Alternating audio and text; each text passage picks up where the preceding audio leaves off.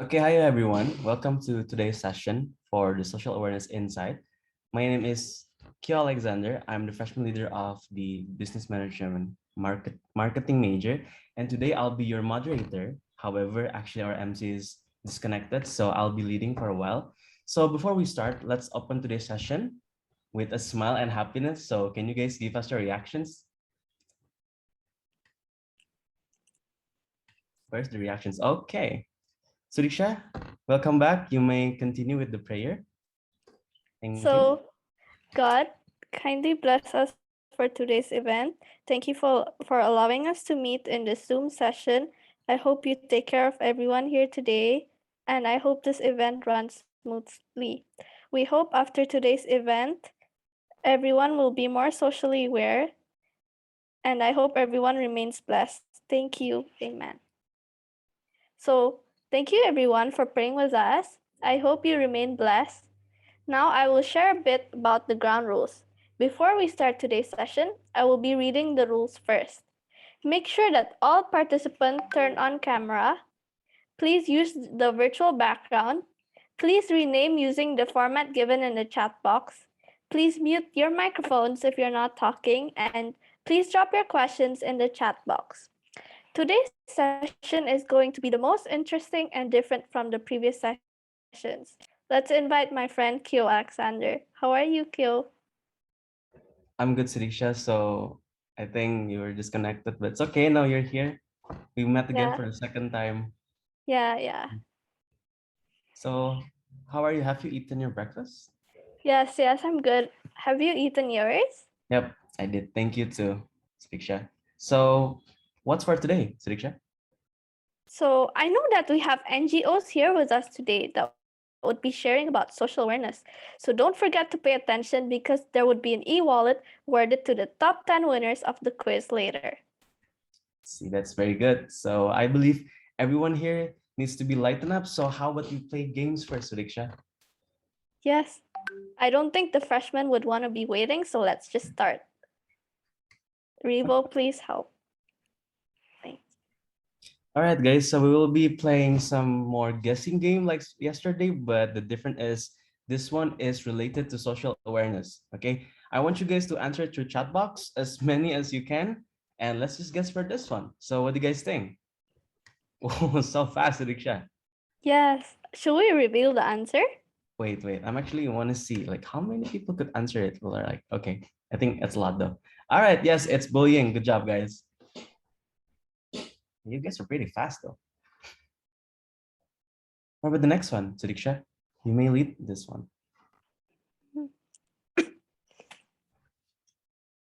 Oh, Aurelia is so fast, yeah? Yes. Yes, it's sociable. Good job, guys. I didn't expect to be this fast, though. I mean, I don't know. It's good luck. Okay. Thank you, guys. Thank you so much. Okay, for the next one. Okay, I'll be leading for this one. Okay, what do you guys think? This one is, I don't know, a tenderloin steak? Oh, someone answered tender hearted. Yes. Wow, everyone is so fast. Rivo, I think we should just reveal the answer then. Okay. Good job, guys. Good job. Next one. Okay, this one. Okay. We have like the left one and the right one. I think this one is kind of tricky. Not downtown Marky, perhaps the other one. What do you guys think? So what is it? What is the person on the left one? That's there.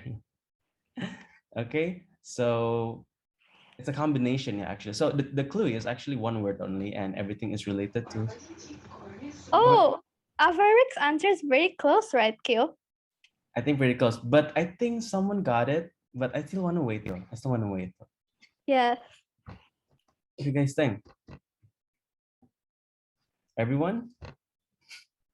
Only, oh, how many? Four people? Yep, that's true. That's true. Yes, Suriksha, we got it. It's diversity. Good job, guys. Yes. Yes. Thank you. Okay, Suriksha, what about this one though? Is it an email or is it a shopping list? I think it's one word though. I wonder what, yeah. Wow. Well, someone answer ethical. You think Ethical? that's correct? You think that's correct? Well, let's see. Oh, Daryl, good job. Thank you. Everyone, good job. Yes, it's ethical. Wow, Sudiksha, everyone is actually very good at this. Oh my God, I didn't Yeah. expect to be this fast. Is this Yes. the last one? Hmm? Yes. This Ah. one's the last one. Yep, this one is the last one though. You guys are amazing, yeah? Good job. So wow, I guess everyone is awake. Q, since everyone is having their FYP right now, this made me remember that we need to gather 120 SAT points and 30 community service hours. Yep, that's actually true, Sudiksha. Speaking of SAT and community service hour, actually, I want to ask this. It's kind of personal, but how many SAT points have you collected so far, Sudiksha? I have collected 260 SAT points and 30 Wow. community service hours. What about you? That is actually a lot. I didn't actually reach that one. My SAT points is around 160 points, and my community hours is still 15 hours. So, wow, that is actually a lot, Sudisha. And I hope all the freshmen here can be more motivated and inspired on having a lot of SAT points as soon as you can have. Okay, that is actually amazing. But talking about SAT points and community hours, but do you know why BINUS set this rule for years already, Sudisha? Yes, that is because BINUS wants students to be active and participate in social activities. By joining these activities, we learn to empathize with others and spread kindness to the social surroundings around us, as well as taking part in fostering and empowering the society. I really agree, Sadiksha. To spread this awareness to our freshmen, FYP BINUS in collaboration with Teach for Indonesia presents to you Social Awareness Insight. But before that, Sadiksha, I think I would like to ask like the freshmen in terms of their social awareness activity. What about the Aku untuk Hijau Bumiko? What about you guys? Have you guys finished the plan project? Yeah, it's actually one of the things that I would like to remind everyone here from all major. Okay, so this everyone has finished. Oh, Tila, good job. What about the others?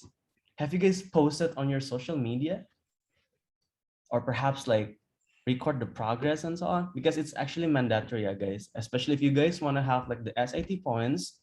Yes, it's part of the regulations and the requirement.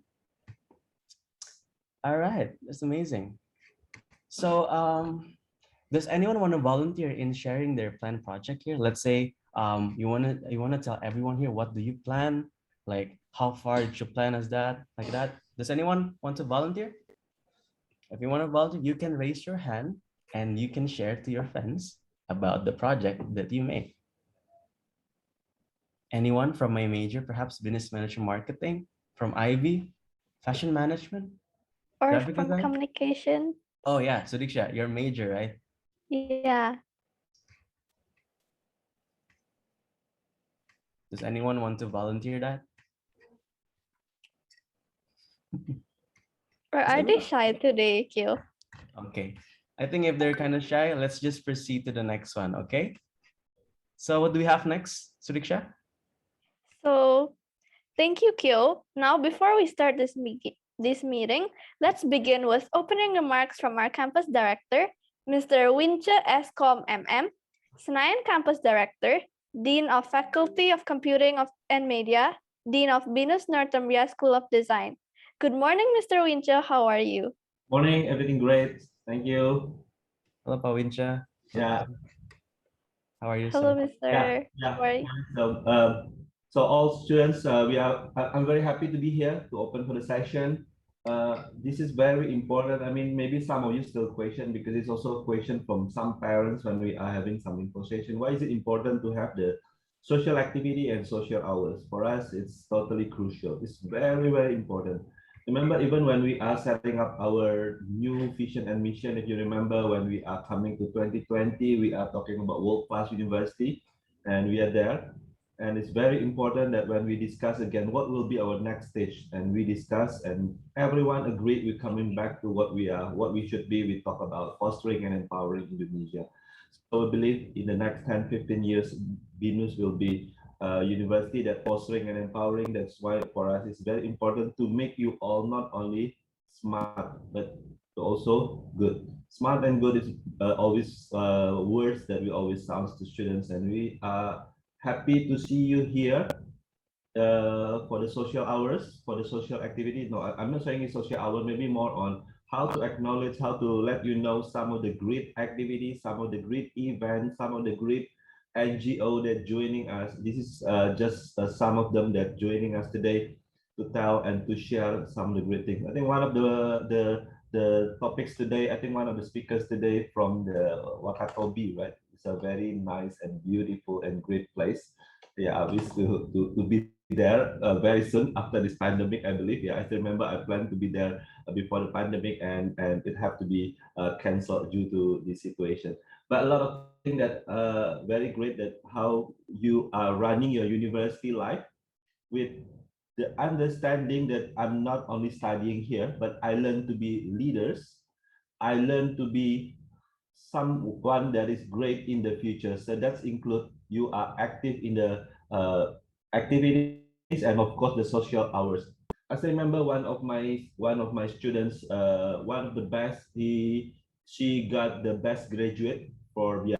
I still remember that time, and she got a scholarship to get a master program.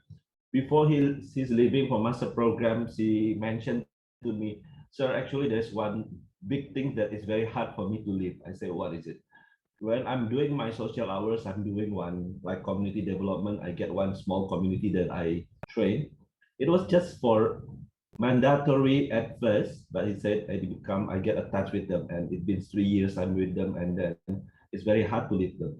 So I see that is something great, a good vision. You mean it's not only just mandatory. I have to do the social hours now. Don't look at it just mandatory.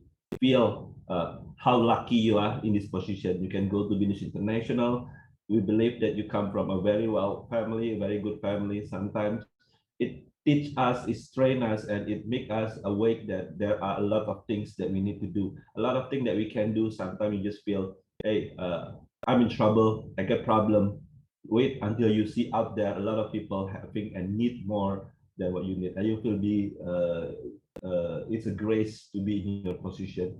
For a lot of people need more. So this is very important for us. So enjoy today. See what you can do. See all the what I say, the NGO. This is some of them only today. But again, you can talk to Diaz. I think you have to know Diaz, right? Diaz, say a word, please. Diaz is here. Yes. I'm here. Yeah. So later you need to get Diaz and the team. Because Henry, maybe. yeah, Henry, are you here? Yeah, because later you're gonna deal with asking. Yes, Henry, thank you. So later, I believe you will have a contact with Diaz and Henry to see and discuss with them what option that we have, all the NGO that collaborate with us, all the activities that collaborate with us. We have even one village not far from here under our, what you call it, under our supervision, yeah, Diaz, yeah. So we help them, we take care, and how we grow them. So you can see that there is a lot of great activities that you can do here, not only for experience that, but also to build you as a great person. So we believe that is so important. We become smart and good. And of course, I'm very happy with all the partners that joining us today. I think I especially would like to thank you all the partners that willing to share their time today. I see some of them. One is, I think, is Mr. Asri Kasim from the Wakatobi office. Are you here? Yeah, Yes, sir, I'm here, sir. Yeah. Yeah, thank you, Pak Asri, for willing your time, and thank you very much for helping us here with our new students. We believe, please help us, remind us about what great things happening out there with the social activities. We are thank you for that. We have Bu Intan also, Intan Safitri Wahyu from FYP International, I think. Thank you very much for giving me your time for us. And the last one is Ade Sukadis, the Executive Director of Mexico Indonesia. Pak Ade, are you here? Thank you very much. Yeah, thank you very much for. Yeah, Pak Ade, I can see you there. Thank you, Pak. Thank you very much, Pak, for sharing session this morning, and Bu Intan also. Thank you very much. Please. Sorry, please. I was unmuted. Thank you for inviting me. Thank you for having me this morning. Yeah, thank you. This is our students, Bapak Ibu from BINUS International. Yeah, Yes. yeah. for us, it's important on the first day they're in campus, they are understand they're responsible. When we call Bina Nusantara, it's not only a slogan. Our vision and mission is fostering and empowering Indonesia through our students, not us. So there are only few of us. So we want to make our students understand this from the early stage of their life in university. Thank you very much for sharing your time, and I believe it's going to be great. So students, enjoy today. It's going to be great. Back to you, MC. Have fun. Thank you. Thank you, Mr. Winchu, for the opening remarks. Now we will go into the main segment for today's session. Therefore, I will be handing over the stage to Kyo. Back to you, Kyo. Thank you so much, Suriksha, for leading as the MC. So for today's session, as you guys have seen, we have Mr. Asri, followed by Miss Intan and Mr. Ade. So we'll be having the guest speakers in sharing their presentation. So each speaker will have 30 minutes to present and share to all of us here. So without further ado, I would like to invite the first guest speaker, which is Mr. Asri Kasim, as the Sister Field Office Manager, Wakatobi Office from Swiss Contact. Welcome to the stage, sir. Thank you, Mr. Kyo. Thank Thank you you. for having me on the floor. Yes. Thank you for your kindness from BINUS. Yes. And then selamat pagi for everyone. Assalamualaikum warahmatullahi wabarakatuh. Mr. Kyo, do you want to share my presentation or I do it? Waalaikumsalam warahmatullahi wabarakatuh. You may lead the presentation, Mr. Asri.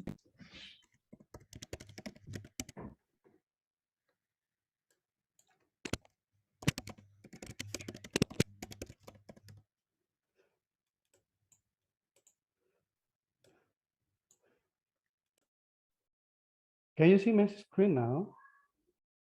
Yes, sir. Okay. Right. I'll introduce a bit about our project in Wakatobi. So we are working in Wakatobi from 2014. It is a kind of project from government of Switzerland government, and in collaboration with government of Indonesia, technically under tourism ministry.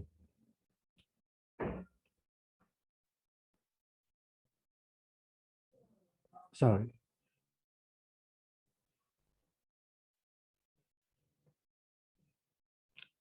All right, so we are working in Wakatobi from 2014, especially the extension of the project under Sustur. We are mostly working on sustainable tourism development. And then because of the collaboration between two governments, Switzerland and also Indonesian government, we are Swiss Contact as implementer of the project. So then we are really concerned on how to implement sustainable tourism in Indonesia based on the regulation from Ministry of Tourism number 14, 2016. It's already been adopted from the GSTT standard, the Global Sustainable Tourism Council. There's a kind of a body, international body, concerned on sustainable tourism development.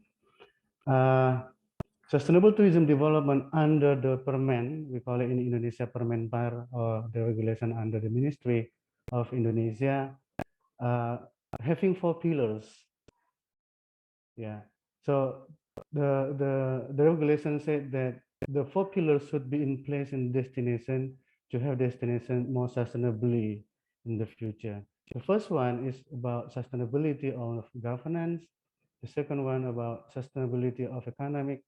Most people always say that the tourism sector is only about economy, but this is not true. Yeah, so we have to change our mind that talking about sustainability on tourism, not only from the economy aspect, but also governance aspect, social and culture, and also environmental. But how can we make this sustainability in place in the destination without having sustainability of demand? Because a destination is none when there's a visitor coming to the destination. Okay. So the practically the sustainable tourism concept is bring economic benefit for the community, not destroying the physical infrastructure in the destination, and also enhancing and protecting social and culture of the community where the visitor visit. And also, of course, the most important one, a part of the other things is about the environmental protection and also a good relationship, harmony relationship between two sides, between the host community and also with the visitor. So this is a little bit about our program in Indonesia. So we are working on two destinations. We are working in Labuan Bajo, Manggarai Barat, and also working in Wakatobi. But for the first before the phase one or the phase two, we call it Susquentak Wisata. We were working on for district in Indonesia and for the extension of our project Susto today only working for two destinations. So what is the program impact of Susto in Indonesia? We are trying to have a good contribution to Indonesia to have a competitive and sustainable destination and also a skilled workforce to contribute to economic, environmental, and social sustainability in Indonesia, hopefully, because we are now working only for two destinations in Labuan Bajo, in Wakatobi. To get the impact, the program impact, as I explained before, so we are working now into project outcomes.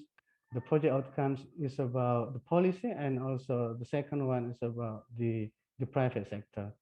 So the policy we are hoping in place in the destination is the policy framework in target destination is conducive for the growth of sustainable tourism. For the private sector, we are hoping to have the market for sustainable tourism product and services is more competitive. So this is the project outcomes, and each project outcome supported by project outputs. We have 5 project outputs for the policy framework and 3 project outputs for the private sector or the product and services. So before we were starting with our project, we have a kind of diagnostic processes. So diagnostic processes, we do agree that tourism is one of important sector for Indonesia. So we already decided that tourism already become the main sector of economic growth in Indonesia. So the first thing is affirm that market system selected can improve the condition of the poor. And the next process we did at the time, we conducting map how the market system structure, operation, and dynamic affect the poor. So I use the term poor here is community, yeah, Mr. Kyo. So it's not really the poor, but it is community. And then the next level of diagnostic processes, we were exploring why is the system not working. So we try to identify the constraint that prevent the system working efficiently and inclusively. And the next step, which is really fundamental for the project running, is underlying cause, trying to explore, identify, and define what are the root cause and also the underlying cause. We were not seeing only on the level of the symptom, because if we see the symptom or the problem symptom, then we cannot solve the problem entirely.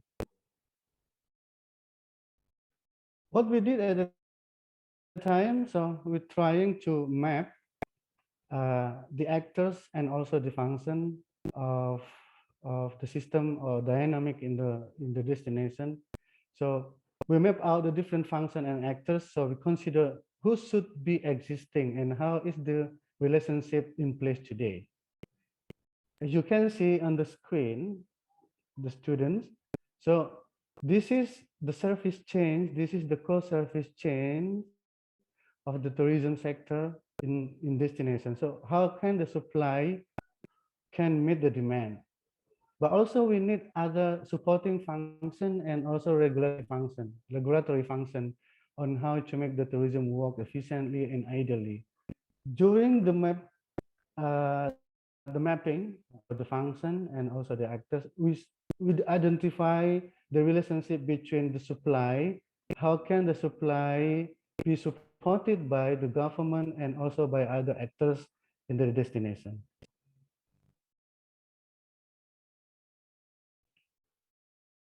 All right. After conducting mapping or market map, we then coming down to the development of business model, and this would be really important for designing the intervention plan, or also we call it intervention area. So seeing the situation, the relationship between the supply and also the TO here, tour operator or DMC, destination management company, and online platform. This is the demand is visitor. Seeing this circumstances, then we do the mapping, mapping especially for the developing the business model.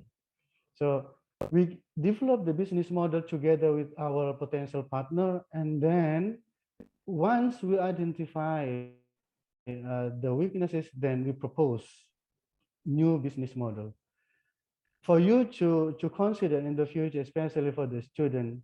When you propose new business model, be clear who are the partners, yeah, because community could be all the community could be a partners, but you have to pick one of main partners who are the core actor in the community, and then be clear who is the target group.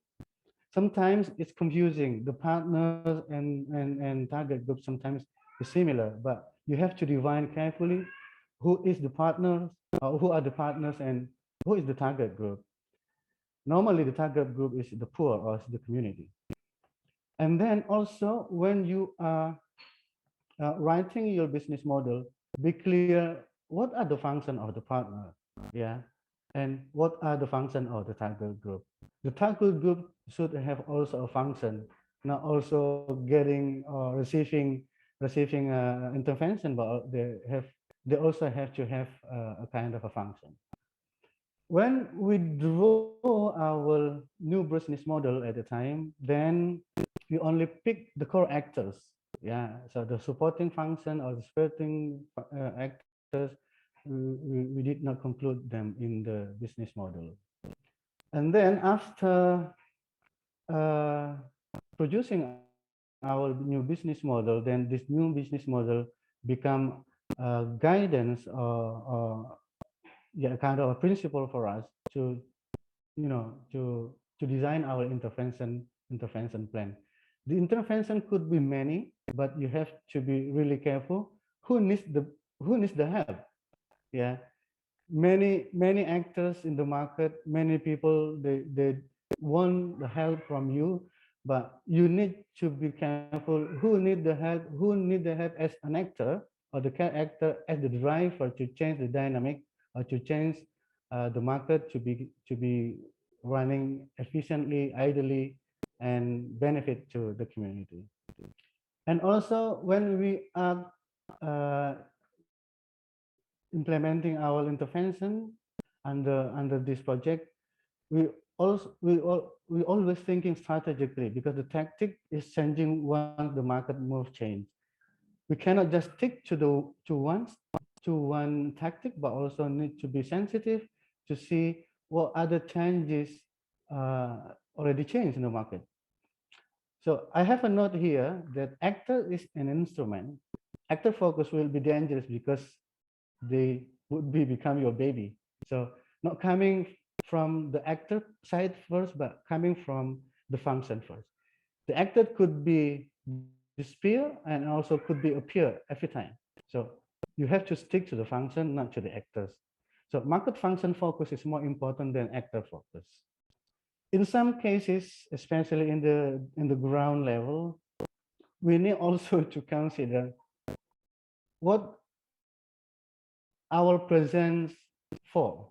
Sometimes the project coming to the community and then community helps them to succeed the project. But this should be changed. Our presence, our support to the community is to help community to succeed. So this is the existing models, the existing business models of our project on tourism in Wakatobi and also in Labuan Bajo. So if you see on the screen, there are two kind of arrows. We have mid to strong linkage, and the one is few to non-linkage.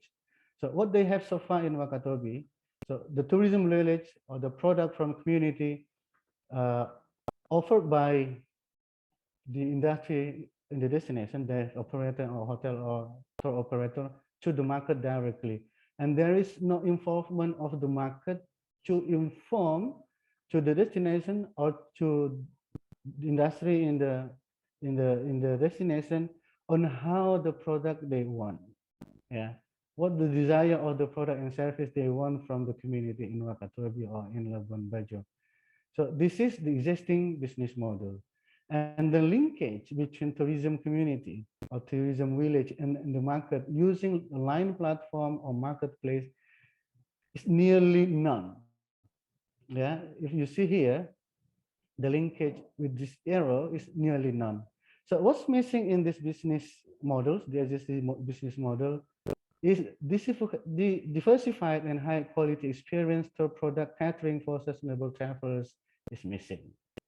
So based on this business model, we then identify one thing that the problem in the community was tour product supplier and community don't have enough gas. Why they have no enough gas? Yeah, not this pandemic, because we are working before pandemic. So we categorize or we divide it into three elements. One is linked to the market. What the problem they have? Limited understanding of the market trend. Yeah. So the first thing they have now, and limited connection to operator or DMC or marketplace. Value chain is not sustainable. So because they are really eager to develop their tourism in Wakatobi, they don't see the sustainability aspect need to be considered once they want to develop a tourism sector. The second thing is about product quality and management capacity. Product and service or hospitality doesn't suit demand of visitor because they don't see the trend, they don't have enough information from the tourist and also from the DMC or tour operator on how the desire and the expectation of the market. The next things for product quality and management capacity, limited capacity of community or the attraction manager, especially on management and also digital literacy. It is not the problem for you, the student, but it is a big problem for the community. The third thing is about collaboration and also coordination. So minimum coordination with DESA, or village administration and tourism agency. The CBT group or the community group working on tourism, they just rely on their capabilities, not trying to collaborate with other parties in the desa or in the village, and also collaboration with other tourism stakeholders, locally, regionally, and also with the association in the destination. So after having these findings in the community, we then, oh sorry, I have a problem with my screen.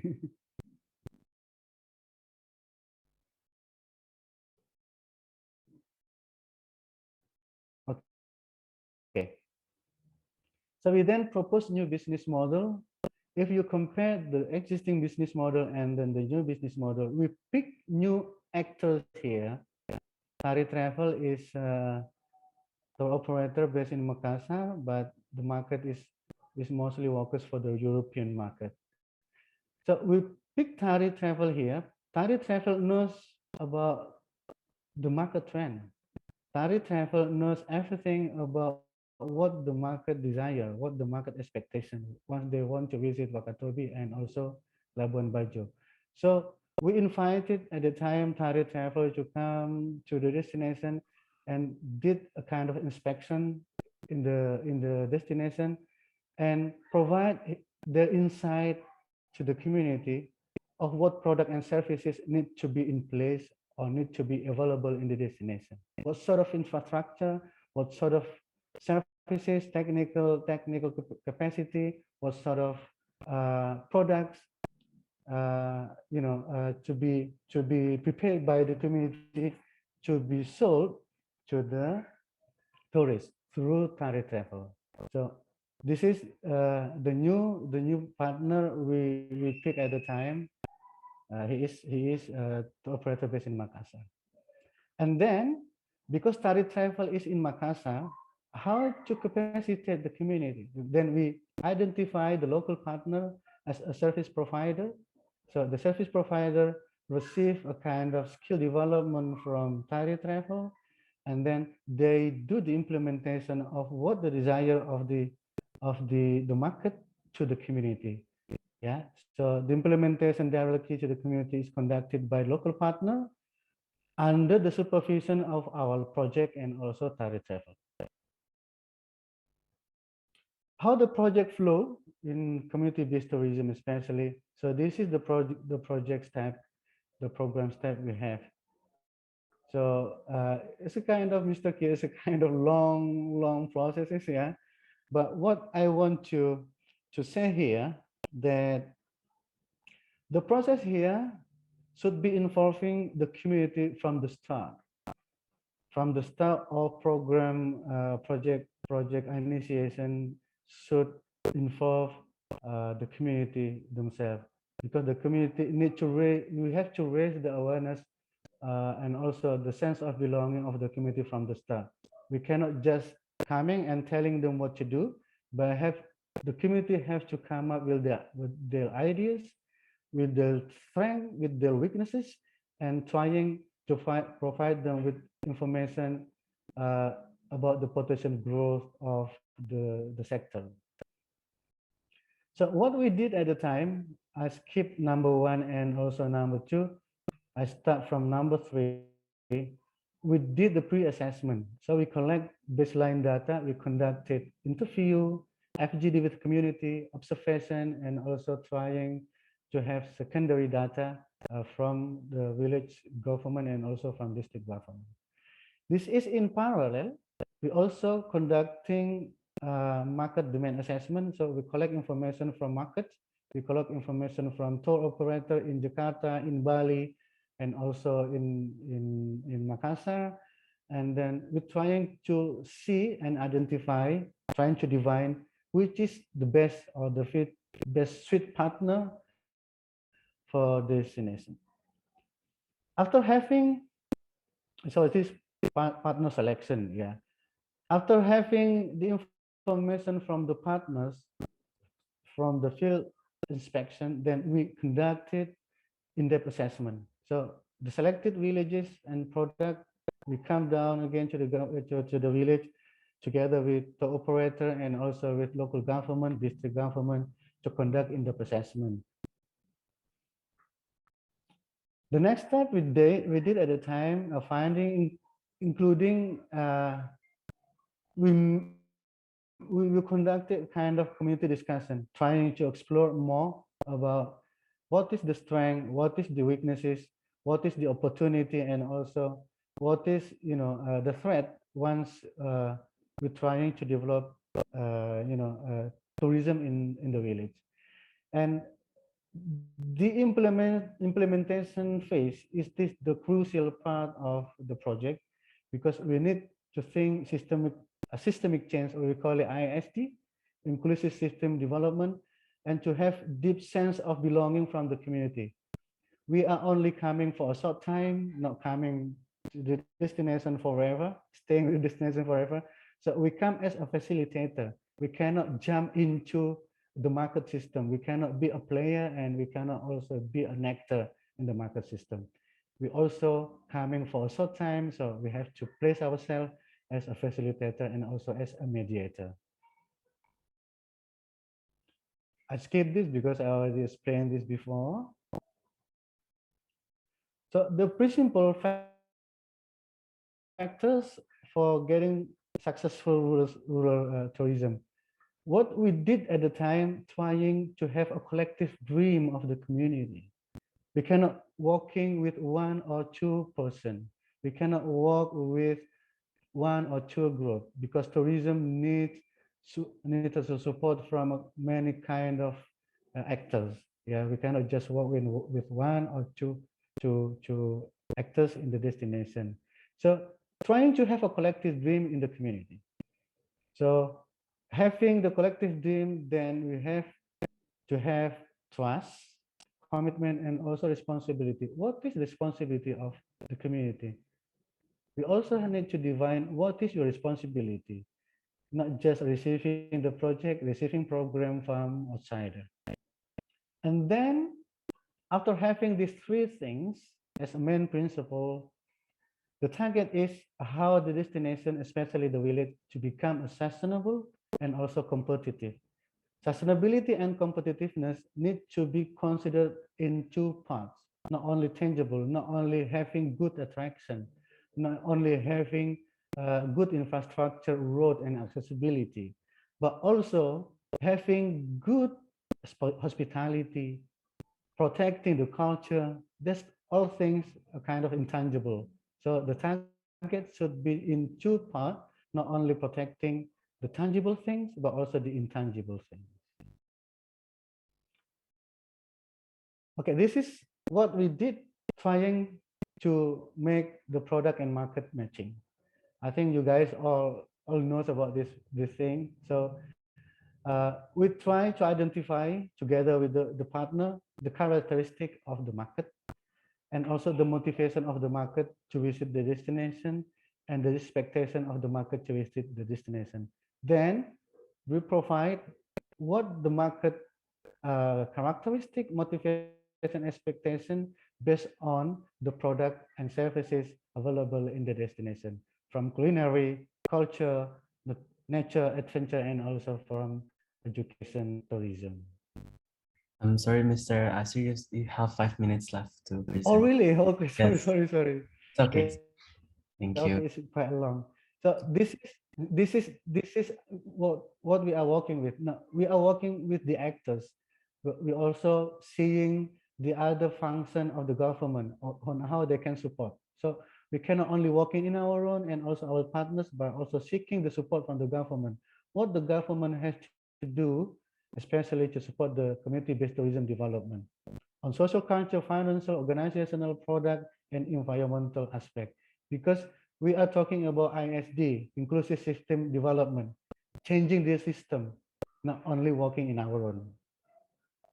I skip this because I have 5 minutes left, Mr. Kyo. And this is what we did so far. We are doing so far with the community, institutional establishment and strengthening, including tourism management. We did our intervention with our local partner, yeah, our service provider. Now we are working in our own and also involving the government. Capacity building for technical service, like guiding, homestay management, and general skill on waste management, cleanliness, safety, village tourism planning and regulation. This is the most important aspect for the village to provide grant for the community to develop their tourism.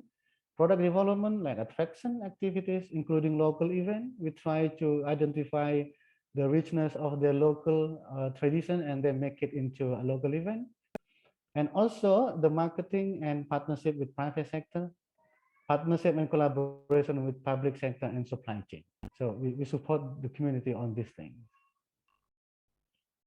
The local product for the souvenir has the same issue. I skip this part. So this is the problem we have with the community.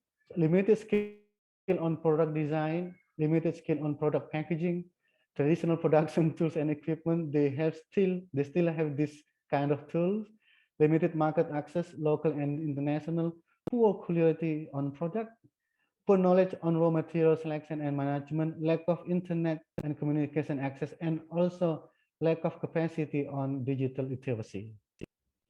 Again, to get the project succeed, then we involve supporting partners from government, village government, tourism office, cooperative and SME, environmental office, village empowerment, communication and information office to tackle or to address the findings we have on the dynamic. This is the business model we propose. So we have one, our partner from Jakarta, Duanyam.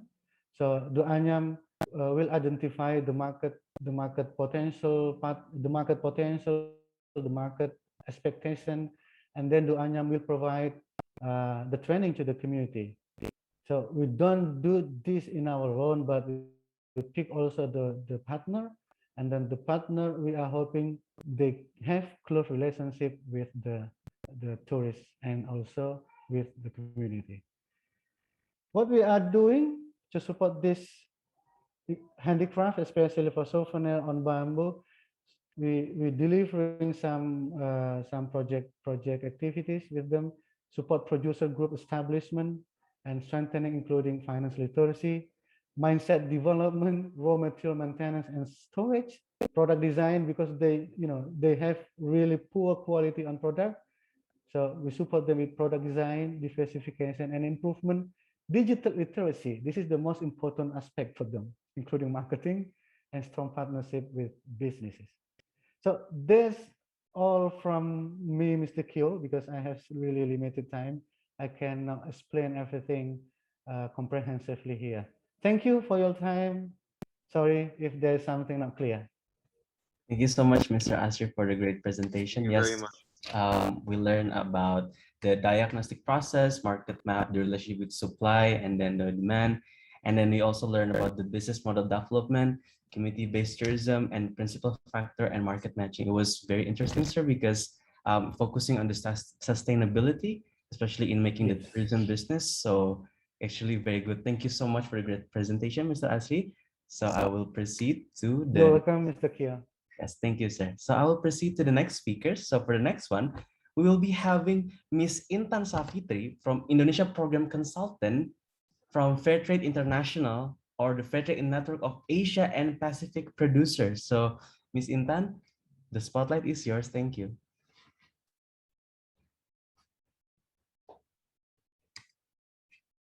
Miss Intan, sorry, you're still muted.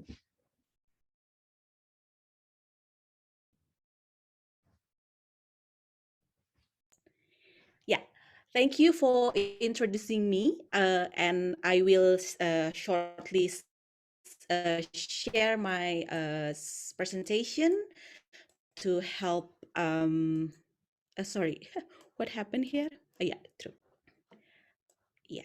Thank you for introducing me, and I will shortly present a presentation about fair trade. Some of you may have heard about fair trade before. So to make it short, let me start with the presentation.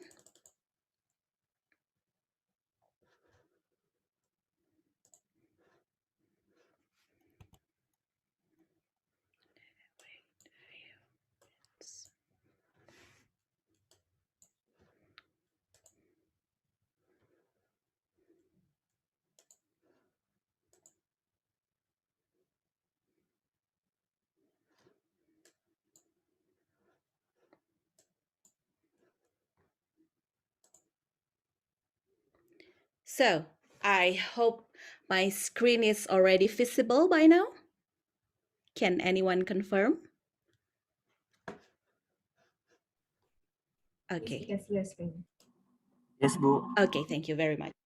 Yeah. So it is very interesting to have an occasion to actually introduce about fair trade, and I think this is very important to emphasize that nowadays in this world we have many organizations, we have many entities that actually aspire for social, economic, and environmental changes. We've heard a lot about the world sustainability, about the world ethical, about the world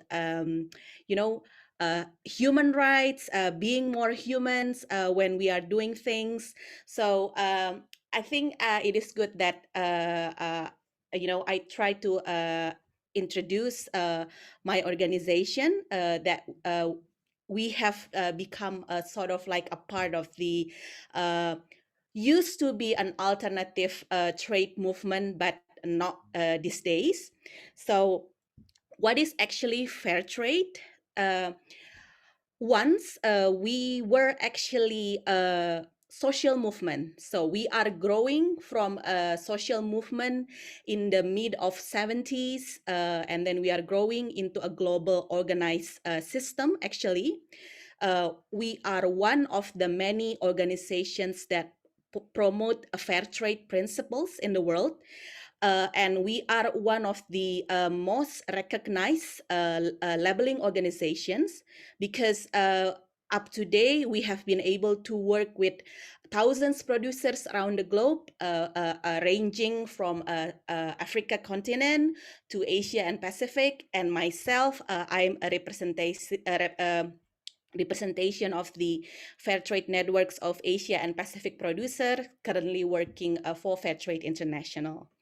So what is actually, because if we talk about so-called social organizations or environmental organization whatsoever, we talk about causes, right? We have causes that we work on, that we strive for, and we are here actually trying to realize fairness in trading itself.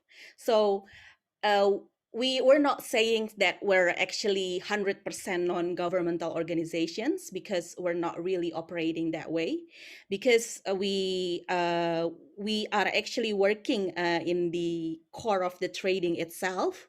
We have a certification body. We have that actually they verify whether the organizations that certified by us, they are actually truly implement our principles and standards. So what are our causes here? What do we mean by actually fair in trading, fairness in trading? So yeah, the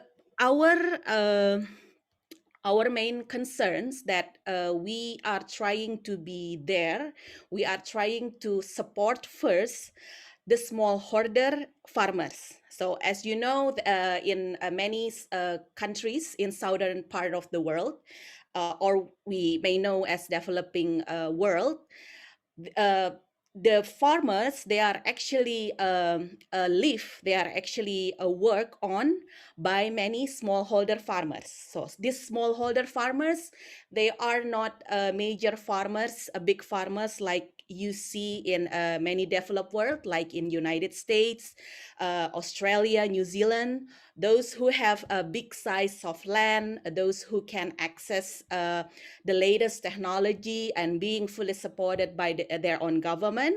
So we see that, for example, smallholders in Indonesia, let's say the example is coffee as a product. It is actually produced by smallholder farmers. Individually, they own the size of land maximum like only 2 hectares.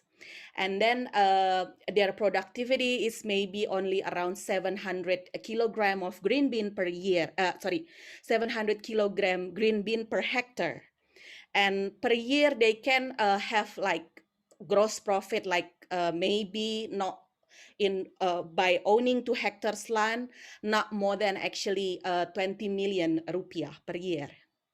So we try to be there. We try to be there so that the smallholder farmers, those traditionally they are having difficulty and challenge to have a gate to play the game in the trade game. So we try to encourage them to play in the trading game and treat them fairly. Yeah, treat them fairly in the trading itself. So this is one testimony actually from the Papua New Guinea coffee grower. He says that actually a fair trade system basically use trades as a tool, making trade fair to achieve a bigger dream, a bigger goal. And it's all about communities, about better living conditions, giving back to the farmers and putting them on the world map. So how do we as an organization make what actually this farmer said happen? How do we make our causes, our premises happen? So first, we have to first define actually how we define actually fairness. Yeah, if you see that there are thousands of smallholder farmers, they work individually, they produce any commodities like coffee. In Indonesia, we have now coconut sugar as our one of the main commodities, fair trade commodities in Indonesia. And we have thousands of them. Each individually of them produce like only small chunk of the portion that can be exported. So there are conditions that we are working on, yeah, to allow these small farmers to enter the world of trading. So we encourage them to organize themselves in a in illegal in illegal business entities. For example, in Indonesia, they have to be organized themselves in the form of cooperative in order for them to get a fair trade certification. And they have to comply to our certain fair trade standards. Why do we make all these standards? We make all these standards basically just in in the hope that these standards will actually benefit them. Yeah, it benefit the producers, benefit all the systems that work in the fair trade systems, and also will benefit the consumers that enjoy our products. So, sorry, I haven't changed this slide in Indonesian, but I think it is better for you to see some of our videos. We have videos that I would like to share with you all. This should explain better what actually fair trade is.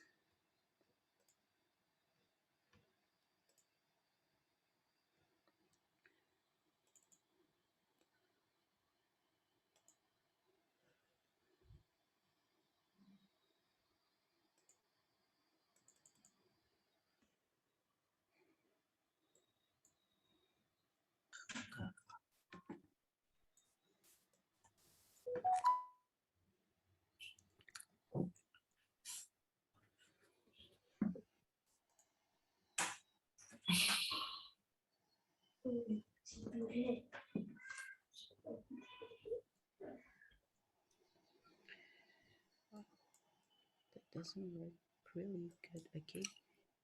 Hope it.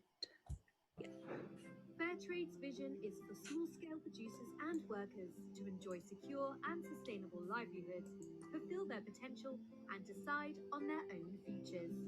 There are no quick-fix solutions to inequality and imbalanced trade relationships, but our theory of change shows it is possible. To do this, we take action in 4 main spheres of change. We begin with interventions, such as standards and certification, setting the fair trade minimum price and premium, supporting producers and workers, and campaigning for trade justice.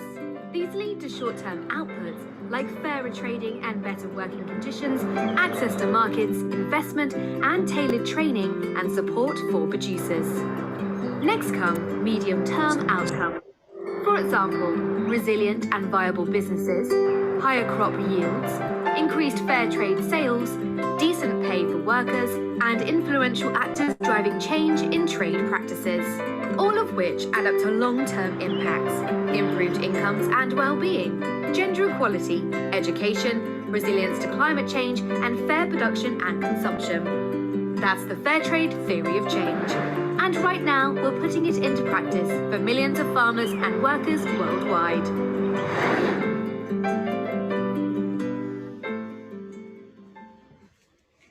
Yeah. So maybe some of you have missed the because I think it's already clear. Yeah. So I just would like to show you another video that actually could easily explain how actually fair trade works. because maybe some of you may have come across fair trade products. If, for example, some of you may have visited some countries like United States, New Zealand, or Australia. They have our products actually sold in the supermarket. So you've seen a product with the fair trade logo. And it means if the consumer buy our product, they have in mind that if they buy our products, they actually give benefit to the people that grow the commodities that they are enjoying. So I would like to share another video that actually explain about how fair trade works for when it comes to engaging. Trade system is the minimum price, which is the minimum that farmers' organizations are paid when selling their products through fair. Sorry.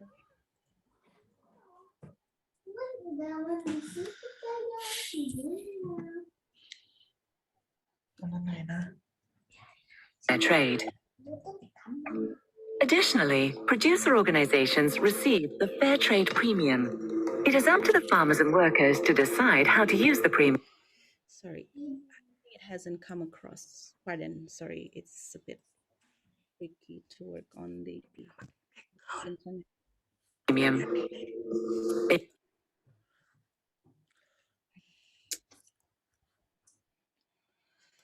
Sorry, I just have to make the news share first. Yeah, this one.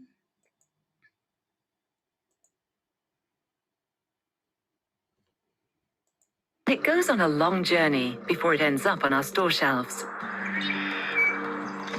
For the over 30 million coffee farmers around the world, the coffee we buy means a lot of hard work.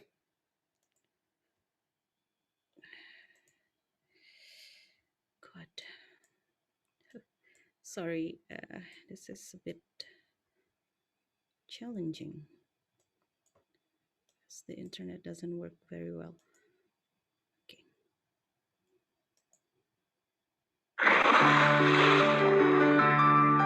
A supermarket. Here we buy almost everything we need in our day-to-day lives. Our decisions on what to buy are based on taste, quality, and price. But what you might not know is that the decisions we make can have a significant impact. Fair trade products vastly improve the working and living conditions of families in developing countries.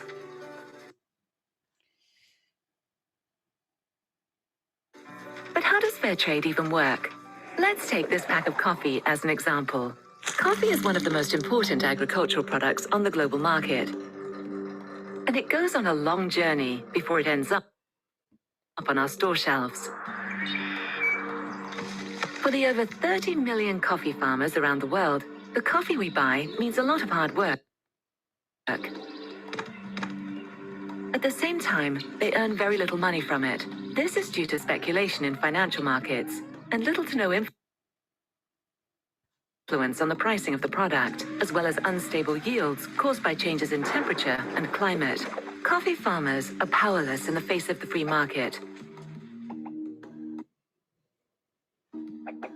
Fair trade seeks to change that. Fair trade coffee farmers don't work alone. They are members of cooperatives and organized democratically. There are many advantages to this system. The farmers know the true value of their product, which makes it far easier for them to negotiate prices. They have access to credit and are able to learn from each other through a constant exchange of information. A central component of the fair trade system is the minimum price, which is the minimum that farmers' organizations are paid when selling their products through fair trade. Additionally, producer organizations receive the fair trade premium. It is up to the farmers and workers to decide how to use the premium. They might build wells and hospitals, buy better farming equipment, or invest in switching to organic farming. Having a stable income can drastically improve a whole family's opportunities. At the same time, it minimizes the risk of exploitative child labor. The environment benefits from fair trade too. Preserving natural habitats and the climate are key aspects of fair trade. The use of genetically modified organisms is forbidden, and water is used as sparingly as possible.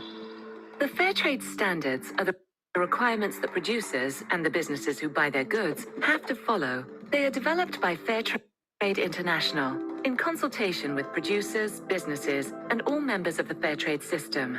Fair trade producers have a 50% say in all key decisions made. Our independent certification body, FlowCert, checks and monitors that the fair trade standards are being met. Now, back to our pack of coffee. After being harvested and dried, the beans are transported to processors who roast, prepare, and repackage the coffee for sale. Coffee is the most well-known fair trade product. However, there is a huge range of fair trade products available, from bananas, ice cream, rice, cocoa, sugar, herbs, honey, dried fruits and nuts, to fruit juices, tea and wine.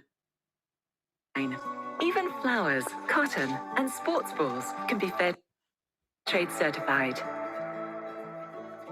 There are over 30,000 fair trade products on sale in more than 125 countries worldwide, in supermarkets, cafes, restaurants, and even trains and planes.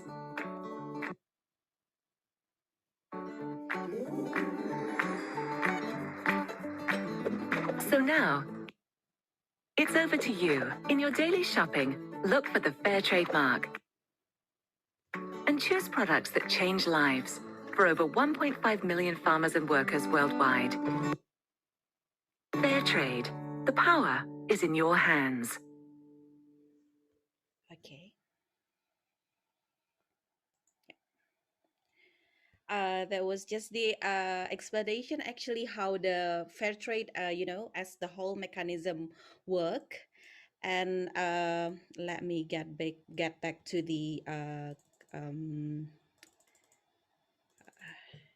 sorry, it's a bit difficult to just one more small presentation here. Oh my goodness, so difficult.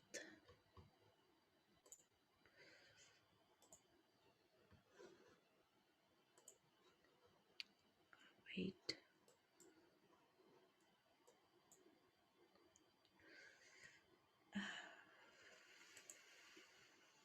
Wait.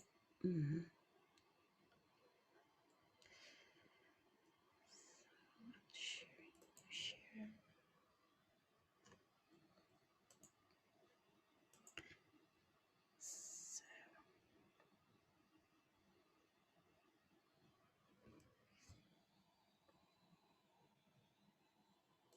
So yeah, let me continue on the explaining more about fair trade. Wait.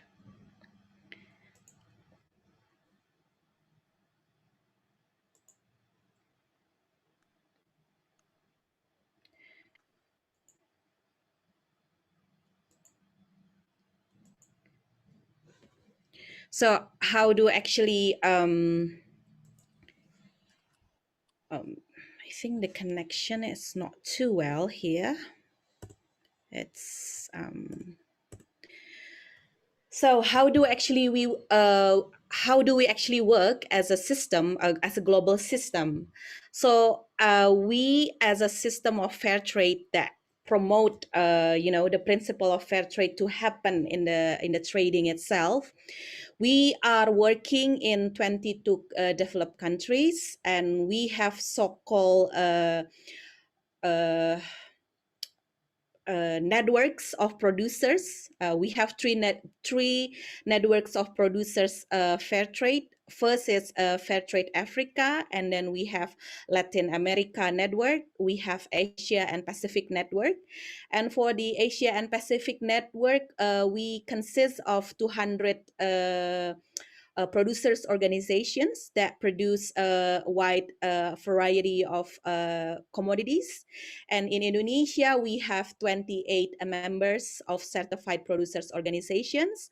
A majority of them produce coffee. We have some of organizations that produce coconut sugar. So those commodities, they are actually produced by Indonesian producers and exported to importing destination countries, labeled as fair trade and sold as fair trade as well. So we do how we ensure the public that our organizations, that our certified entities, they actually comply to fair trade standards, or they actually implement those principles and standards that we are promising the public.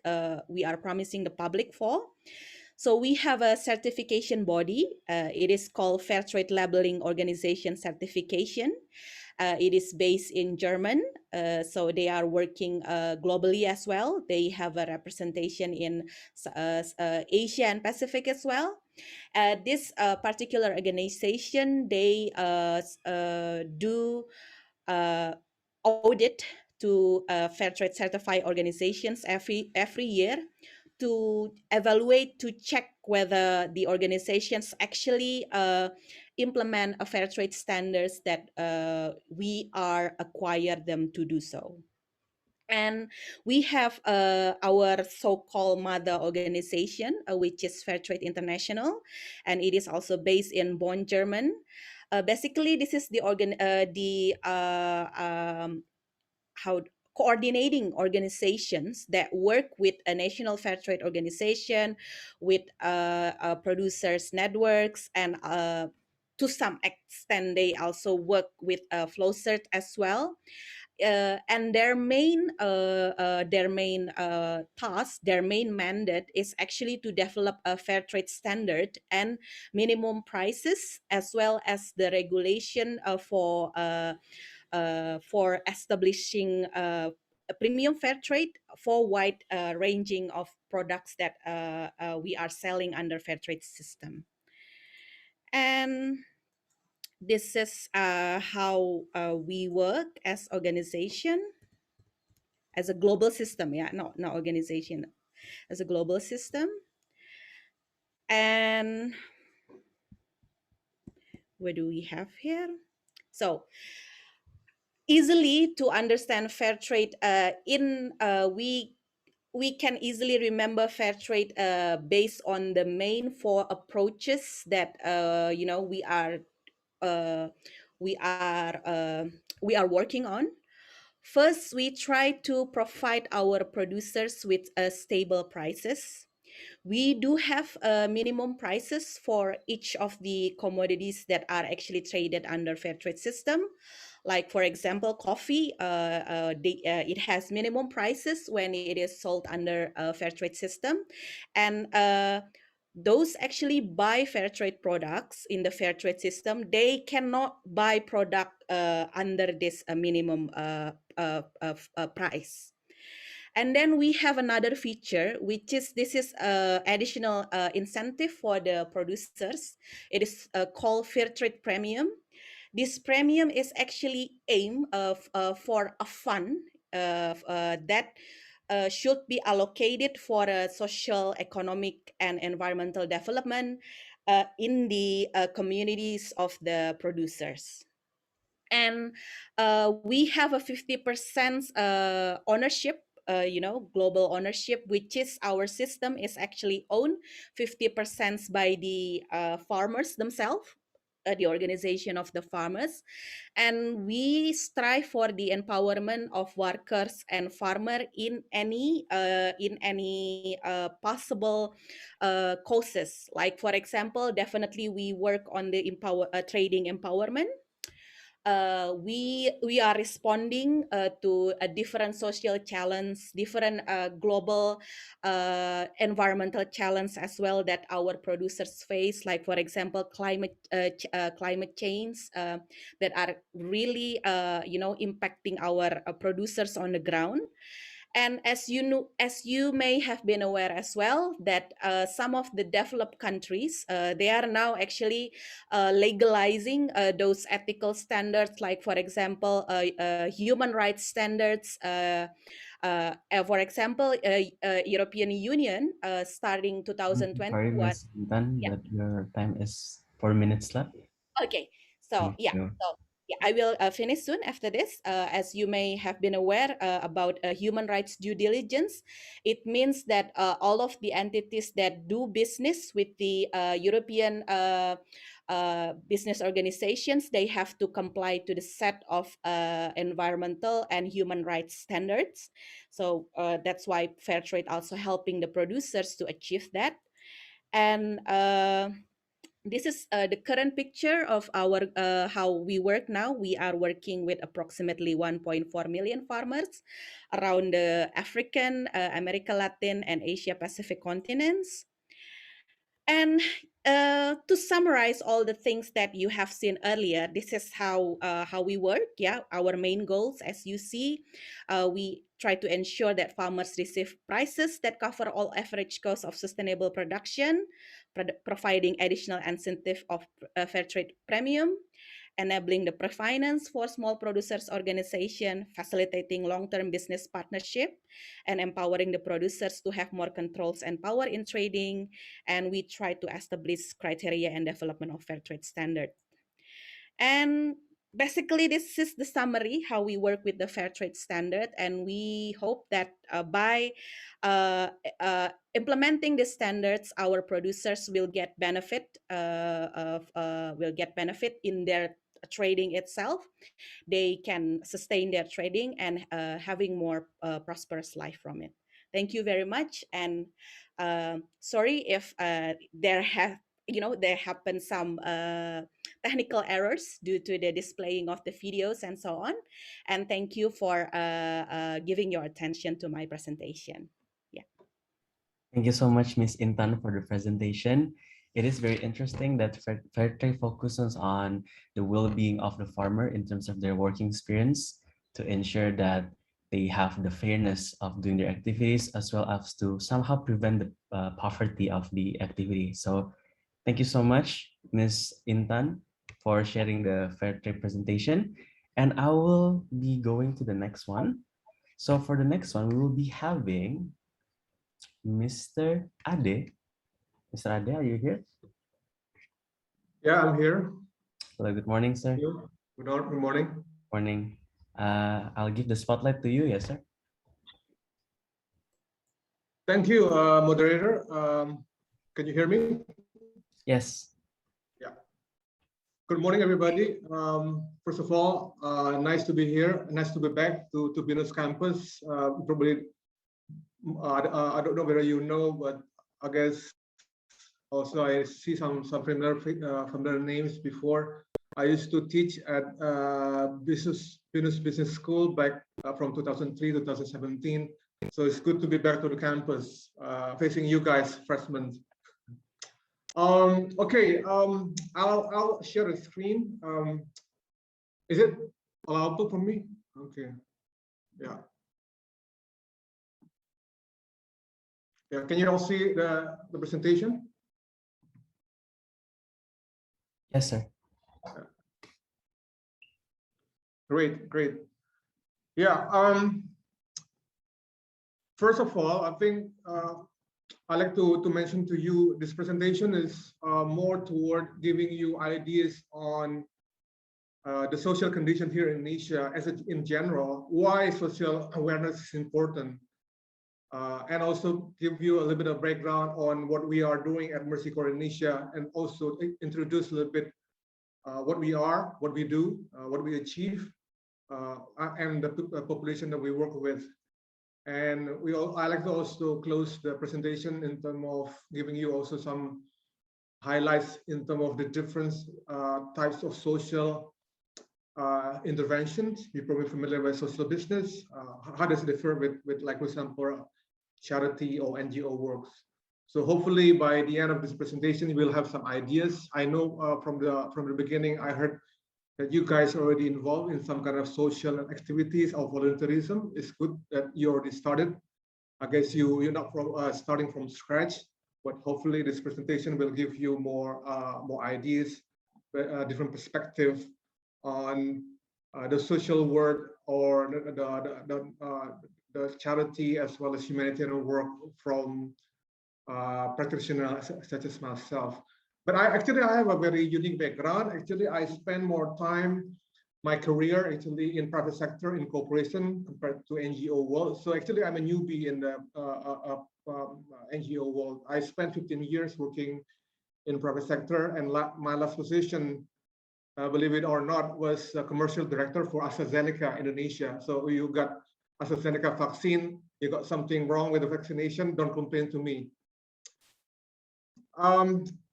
Okay, let's start with a question for you guys. Compared to 2000, the year 2000, do you think economic inequality here in Indonesia is improving or actually worsening? Anybody want to guess or want to answer? In the last 20 years, are we having more improved inequality in Indonesia, or is actually worsen inequality?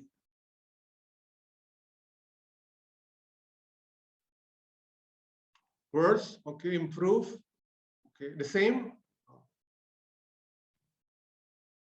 Interesting, because we come a long way from since the Reformation, 20 years under Reformation. But the correct answer is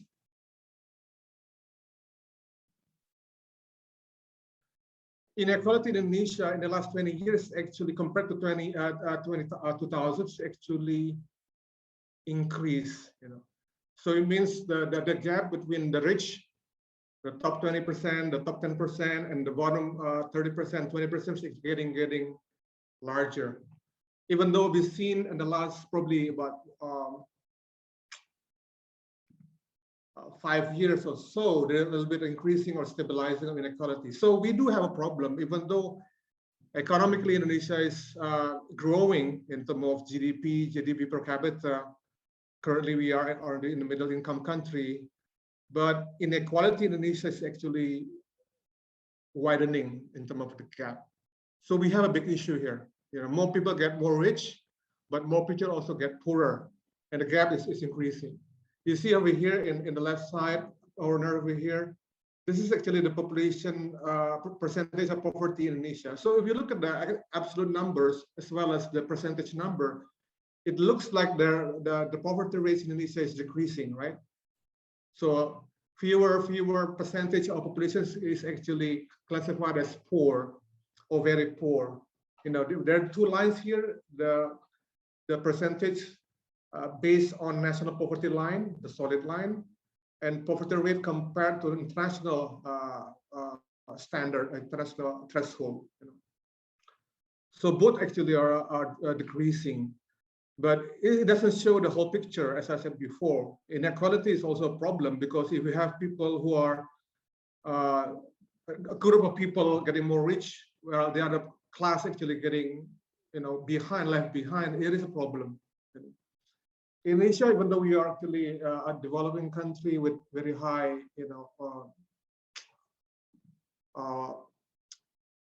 poverty numbers, but we actually consider to be one of the, leading growing economies in terms of our engagement with the poor. But you see over here, this is a dots of different low and middle income countries in the world, in terms of the commitments and in terms of the capacity in developing the society. Look, if we look over here, Indonesia is probably somewhere a bit ahead of the pack, but it's still behind our other peer neighbors such as Thailand or Malaysia. So we are not bad. We're not as bad as Africa, but we are not the leader in terms of developing the society and the populations. So the key message here is actually there are a lot of gaps. There are a lot of opportunities. The challenges are there, but of course, with the challenge comes, as I said before, opportunities. So our number is not as miserable as those African country, but if you look at the numbers compared to other peers, such as even like Vietnam or Thailand, in terms of or Malaysia, in terms of health, for example, we actually are behind. If we look over here, this is the numbers of hospital beds in Malaysia is 12 per 1,000, 26 in Vietnam, 21 in Thailand. So actually we are behind in terms of those health workers compared to our peers. 3.7 health workers in Indonesia compared to 15 in Malaysia, 8 in Thailand, and 8.2 in Vietnam. So there are a lot of homework we need to do in order to catch up, in order to move up the ladder into a robust, high income economy. So how does Mercy Corps fit into the picture then, right? Before that, I'd like to introduce you with Mercy Corps, where we are currently in terms of our operations. Mercy Corps is actually a family of organizations that work globally. We have almost 6,000 people working globally. We live and work in more than 40 countries around the globe, including Indonesia. And we benefit 29 million people, especially poor and vulnerable, across the world. So we mostly work in poor and developing countries, and our target participants are those who are at the bottom of the pyramid, the poor, the vulnerable, and the marginalized people. In Indonesia, we work in 19 provinces, from Aceh to Maluku. We used to work in Papua 2 years ago, but we closed down the program there. But we definitely will try to move also into Papua when the opportunity comes. So we have quite a big spread across Indonesia. We have 16 programs across Indonesia, from Aceh into Maluku. I will talk more in detail about what we do in terms of scope of the work. We have 160 staff on board in Indonesia currently. So I manage 160 staff in Indonesia, and all of them is actually Indonesian, except one person from Australia, who is actually the chief of party of one of a large program in Indonesia. So it's a nice snapshot of where we are in Indonesia, what we do, in a nutshell. So moving on to what we do, before I explain what we do and what we cover, could anybody guess where the picture is taken? What is actually this picture talks about?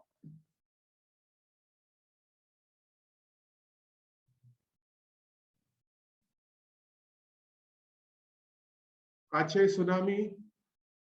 Anybody else? Tsunami.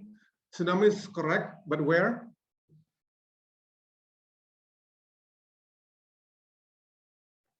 Tsunami in Aceh. Yes, there's one person, Palu. Yeah, that's correct. This picture was taken in Palu in 2018. This is actually a picture of a mosque. I'm not sure whether any of you have been to Palu, but before the earthquake and tsunami, there was actually a mosque located exactly on the beach, just right on the beach, just a little bit, and about 10 or 5 meters, or basically less than that from the beach. So this is actually a picture of a mosque that was drowned during the tsunami. And this is a picture of one of our response team in Palu. We arrived there a few days after the earthquake. One of the mandates of Mercy Corps Indonesia is to do emergency response to natural disaster and crisis conflict across the globe. So we're trying to be there as a first responder to make sure those affected populations are taken care of. So emergency response is actually our mandate, global mandate. As a humanitarian organization, we are mandated to respond to humanitarian crisis, whether it's because of conflicts, like in Afghanistan, in Yemen, in Syria, in Congo, as well as natural disasters, emergencies such as the one in Palu or Aceh, somebody answered before, or in Nepal, or in Haiti right now. So our mandate is doing emergency response. So this is actually a good picture. This is very nice picture that we took there, showing how when we do the first assessment, how bad the situation is in Aceh. And in this our team member Dashi looking over the ruined coastline over drowned mosque in Palu. So our emergency response is more focused on really help those in needs, providing life-saving needs for those impacted by the tsunami. So in doing so, we focus our target or our intervention to those at the very vulnerable, at the very poor, at the very affected population, so that those who are in needs are taken care of in terms of their daily requirements.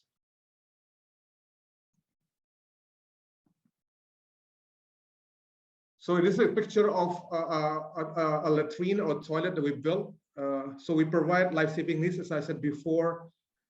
People in refugee camps, they usually don't have good sanitation and hygiene. They usually have problem with waters. So when we do emergency response, we try to really look for what those life-saving needs that people really require for their daily livelihood and daily survival, meaning water, access to sanitation, access to hygiene kits, access to shelter, providing them with shelter for them to live temporarily. And definitely we try to focus more on the very affected and vulnerable population, women, children, household with elderlies, with pregnant women or lactating women. We try to really focus on those who are the most vulnerable, the most affected, and the most marginalized. This is a picture of flash flood area affected in Lebak, where we responded in 2020, last year, as a matter of fact, in January, February. So we try to focus our effort to those who are much need of support. So this is actually our first mandate, the humanitarian mandate, the emergency response to natural disaster as well as conflict around the globe. We focus more on the most vulnerable, the most marginalized, the poorest of the poorest that need support. Another area that we work in is in terms of disaster risk reductions. This is also related to the first mandate, which is humanitarian and emergency response. So in order to reduce the impact of disasters, it is important to really build capacity of communities and government so they can prepare themselves and mitigate the impacts of disaster, so they will not be impacted economically or livelihood in case disaster happens in their area. So there are a lot of activities that we are doing here in Indonesia in terms of disaster risk reduction. So this is a picture of Pekalongan, city of Pekalongan. If you see here in Pekalongan, a lot of areas in the coastal area, Pekalongan, are submerged permanently by seawater. So water intrusion in the area is very, very rampant here in Pekalongan. The area where, when 5 years ago still land, now it's already flooded permanently by seawater. So people there got constant threat because of due to flooding, tidal flooding, as well as flooding coming from the river. So how do we mitigate the situation? So we work together with people there, the communities, as well as the government, in terms of trying to develop plans and activities from the government as well as community in order to reduce the risk of disaster, whether it's flooding, whether it's actually a flash flood or other disaster that comes there. We work, for example, in Sulawesi and Nusa Tenggara with the communities in the mountain area to mitigate the risk of landslides, for example, and flash flood by building capacity of local communities and local disaster management agency to cope with disaster, to make sure they have mitigation in place so the impact of disaster is minimized, so they have the tools and equipment to predict and give them early warning in case of disaster happening, so that they can, for example, leave the area or do some mitigation action to reduce the impact. We also work in climate change adaptation to build more resilient communities. This is a picture in Penjaringan, North Jakarta, where we work with the very poor communities in North Jakarta to build more resilient societies there. You probably know, if you've been there, the area is also constant threat of flooding, as well as sea intrusions coming from the sea. Because of Jakarta right now is actually one of the fastest sinking cities in the world, and is coupled with the sea level rise, is pose a threat to the communities who live in the area, especially in the coastal area and very poor. So we work with the communities in Penjaringan, in Angke, in North Jakarta, to build more resilient community by empowering them to have, for example, resilient livelihood in case of flooding, in case of increased sea level rise. How can they cope with the change of environment so that their livelihood become more resilient? Those are the things that we do. We work together with the communities there in Penjaringan. We work also together with the farmers. I will explain later in the previous succeeding slide. We work also with farmers across Indonesia to build in climate smart agriculture, so that they can also make sure they take into account the change on climate when they do agriculture. Yeah. And we do also a lot of economic empowerment programs across Indonesia. This is a picture of a farmer in Banyuwangi who are actually doing something in the field. We focus our economic empowerment to those, again, the poor and the marginalized groups. We work a lot with women, especially women entrepreneurs. Here a picture of a women entrepreneurs in Malang area that we provide assistance. As you probably know, women is more vulnerable to shock and stresses of economic downturn, as well as disaster. And I think it is important to really have a focus on women, because women is actually the backbone of the family. We also provide support to women and smallholder farmers. Women smallholder farmers also very important because they have dual roles, just like the women entrepreneurs. They're supporting the family, but also they can do productive work in the field. So in supporting women entrepreneurs as well as women smallholder farmers, we engage a lot with other partners in the ecosystems. For example, we partners a lot with commercial banks as well as microfinance institutions to provide those entrepreneurs and smallholder farmers access to finance.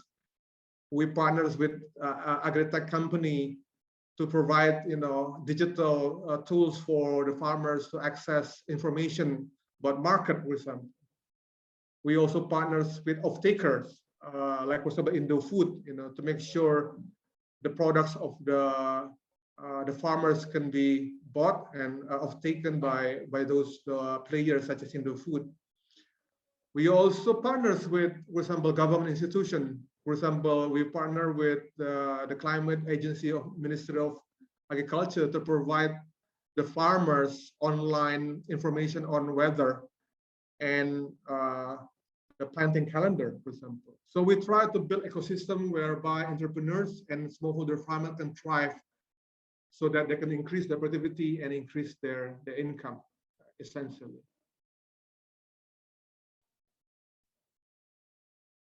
So those are in a nutshell what we are doing. We focus more on the poor, the most poor, the most vulnerable, and the marginalized. We work together with partners such as commercial banks, financial institution, agri-tech company, fintech company to provide support to smallholder farmers and micro entrepreneurs. We work also with the government and vulnerable communities in affected areas to climate change and disaster to make sure they're more resilient. We also respond to natural disasters to make sure the affected survivors and population are taken care of in terms of daily needs and life-saving needs as well. So those are the areas that we work in. I think we also engage a lot with corporate citizenship and volunteerism. This is a picture of John Deere's executive from US and from Singapore and Thailand working in Langkat, Medan.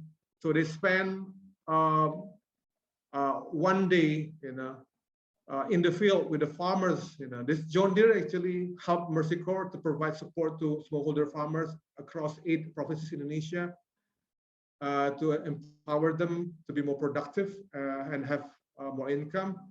So in addition to providing funding support to Mercy Corps, they also allocate their time to actually go down to the field and actually do something with the smallholder farmers as their contribution to volunteerism and corporate citizenship in the John Deere corporations. This is an example where not only you can provide funding and financial opportunities for those in need, but also provide directly and interact directly with those affected population or marginalized group by working together side by side.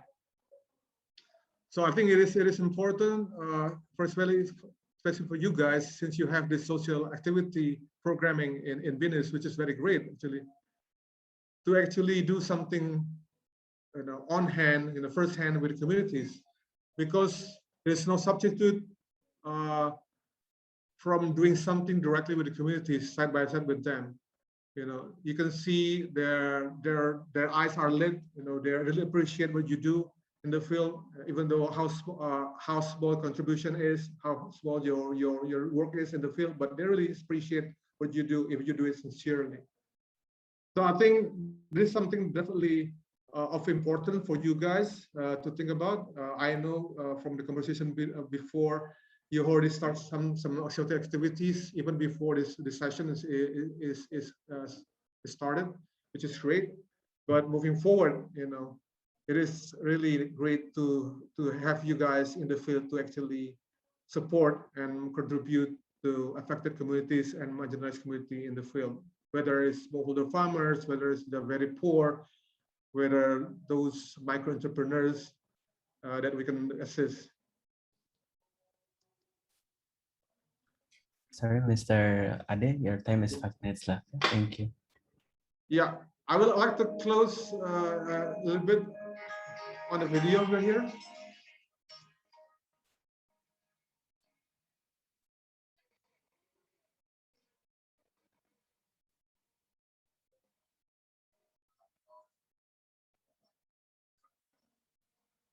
Hi, I'm Sylvia Lo, and I'm from Taiwan. For the past 2 months, I was working on a post-disaster reconstruction project in central Sulawesi, Indonesia. The place was affected by severe tsunami disaster back in last September. More than thousands of people vanished and tens of thousands of people displaced. The project is funded by Taiwan government to support the affected people to regain their life through the provision of water and sanitation facilities. And now we are not doing hygiene promotion activity in this village. Lots of people get trained actually women, so that all these women are here with their children, which is a really nice thing to see. Yeah, so now they are setelah semua sabunnya hilang, kita akan mengambil tisu atau lap ya atau handuk untuk dilap. Due to my past experiences working in private sector and governmental organization, It was hard for me to relate to community-driven approach at first. However, I learned to realize the importance of listening to the true needs of the village and the local people, and work together for better results of the development projects. Here is the Mercy Corps Indonesia Policy Office.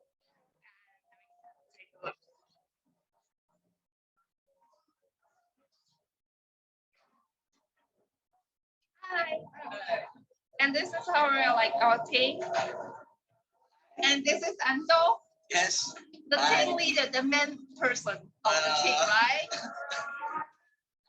Hi. Oh, thank you. Look what I got. New Mercy Corps Indonesia cap. Yeah. When I was working with the team, they were really supportive for my better learning. I also shared lots of great time with them. They allowed me to realize that I really want to work for the humanitarian project with a really great team in the future.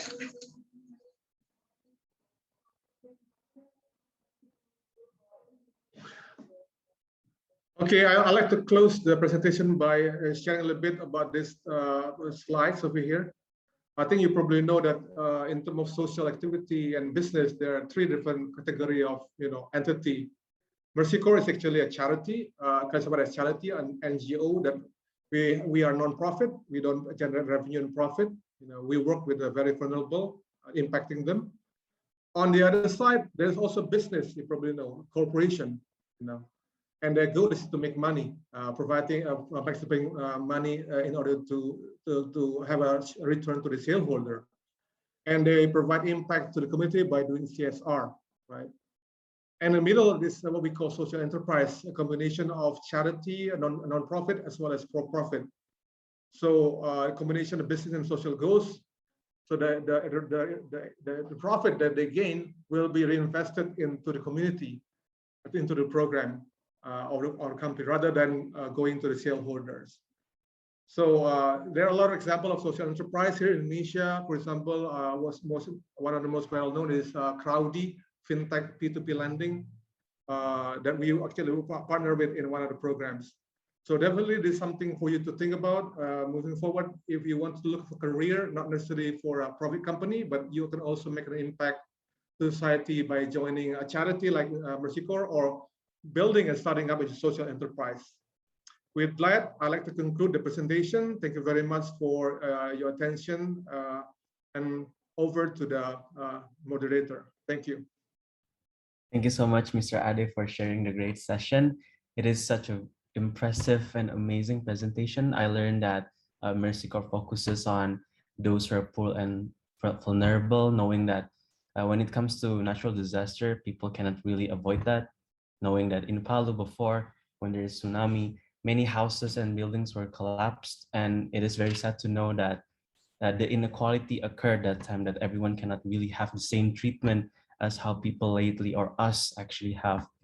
One of the examples, perhaps the clean water, or perhaps for example, that Mercy Corps has just explained, the toilet. It's actually one of the good example that it helps in supporting those who are feeling inequality.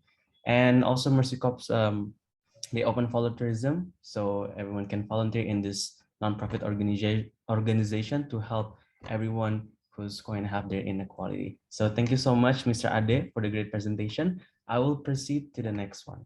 So for the next one, we will be having the Q&A session for all the speakers. So with this one, I will have my MC back. So Sudiksha, welcome back to the stage. Hello. Okay. So we will be having Q&A session, and I believe all the speakers are attending. And Mr. Asri, I think must have a break because of the Salat Jumat. However, Mr. Asri has actually offered the Q&A session afterwards, which is there's the phone number. I will actually type it on the chat to everyone. So if everyone has any question to Mr. Asri, here's the phone number. Yeah. I will ask the committee to help me for this one.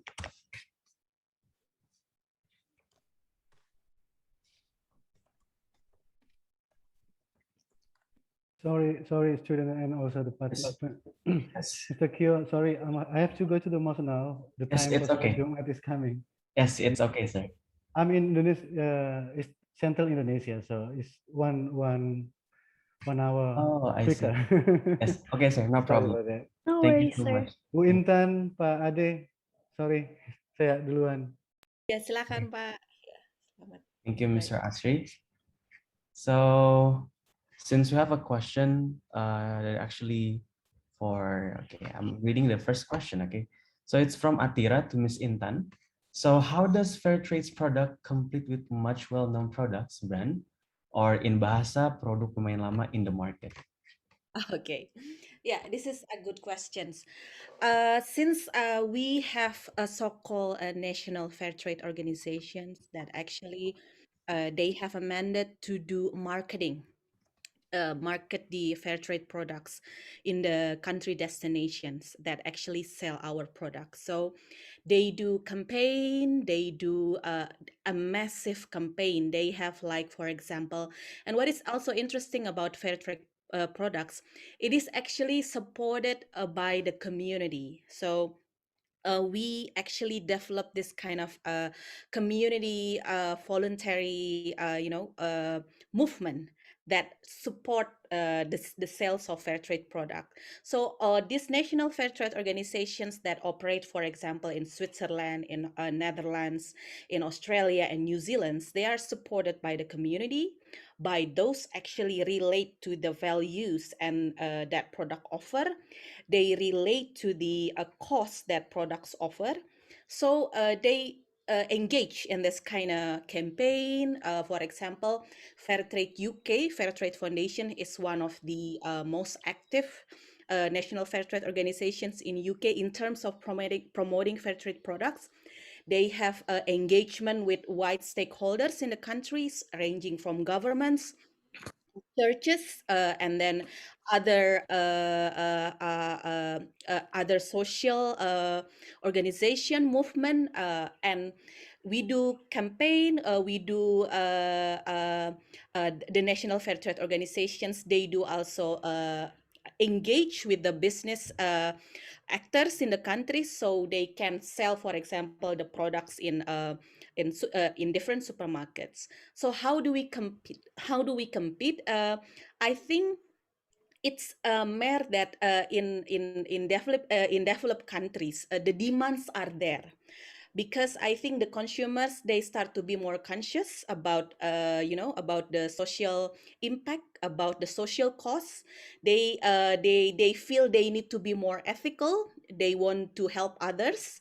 They want to do good. So this kind of the ethical shift that's happening in the community, starting from the individual and collective level, that are actually happening in many countries in the world, that actually attract the consumer actually to buy fair trade products, because they feel if they have fair trade products, they actually contribute to something that is greater for the community itself, for the and helping in answering some societal problems in other parts of the world that they feel. And this is not only just the sense of charity these days, what these people have.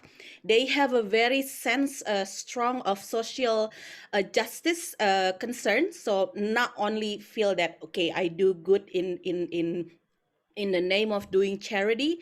That's because I want social justice to happen. I want equal opportunity. I want fairness to happen in the society. That's why I buy the products. I mean, if you can see a lot of social movement lately happening in the part of the developed world, like United States or European countries. Yeah. So for the next question, it's from Arasila. Hello, Pa Ade. I have a question. Where is it related with the government? What type of activity on the organizations which are engaging with communities who are affecting with the disaster, since also the climate change is also affecting? Mr. Ade. Okay, thank you for the question. If I understand correctly, when we do emergency response to affected area, we work closely with government. This is number one, because at the end of the day, government is actually the main proponent of the response. So we are there to help the government to provide support and provide necessary assistance to the affected populations. It is important that we always we need to have a close coordination with the government because they have the mandate to coordinate. So to make sure that whatever we do in the field, they know about this. There's always a task force that form in case of disaster. We need to report what we are doing, where we do intervention, how many people we help, what kind of support and contribution as well as assistance we provide to the affected communities. So government, whether it's actually BNPB at the central level or BPPD or PEMDA at the subnational level, is important and a very key stakeholders in all our intervention in terms of emergency response. Similarly, in terms of our development programming, such as disaster risk reductions, or even the economic empowerment, government also play a very important roles, and we always engage with them to make sure they're on board. Because if we talk about sustainability, systemic change, the government is probably one of the key actors that can move the needle forward in terms of scaling and replicating programming. So it is important to engage them with whatever we do, most importantly in terms of response, because we want to make sure they own the program, they can move it forward, they can scale it up, and also for the sake of coordination, the players in the field are not overlapping with each other. I think this is probably my short answer to the question. Thanks. Thank you, Mr. Ade, for the answer. So I hope freshman that answered the question. So I'll go to the next question. Yeah. So this one is from Kak Dias. So it's actually for all speakers. So the question is, are social awareness and empathy important? How to combine that skills to running the project? Thank you.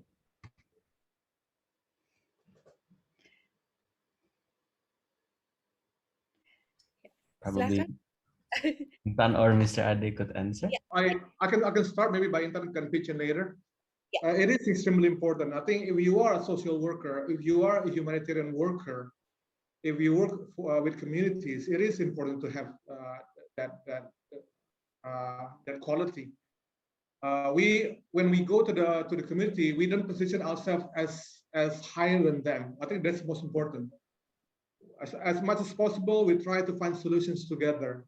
If you look at the latrine, the slide that I showed to you, actually the design and the work is done together with the communities. It's not us bringing the latrine and the toilet into the village. No, it's actually a cooperative, a participatory process involving those in the communities.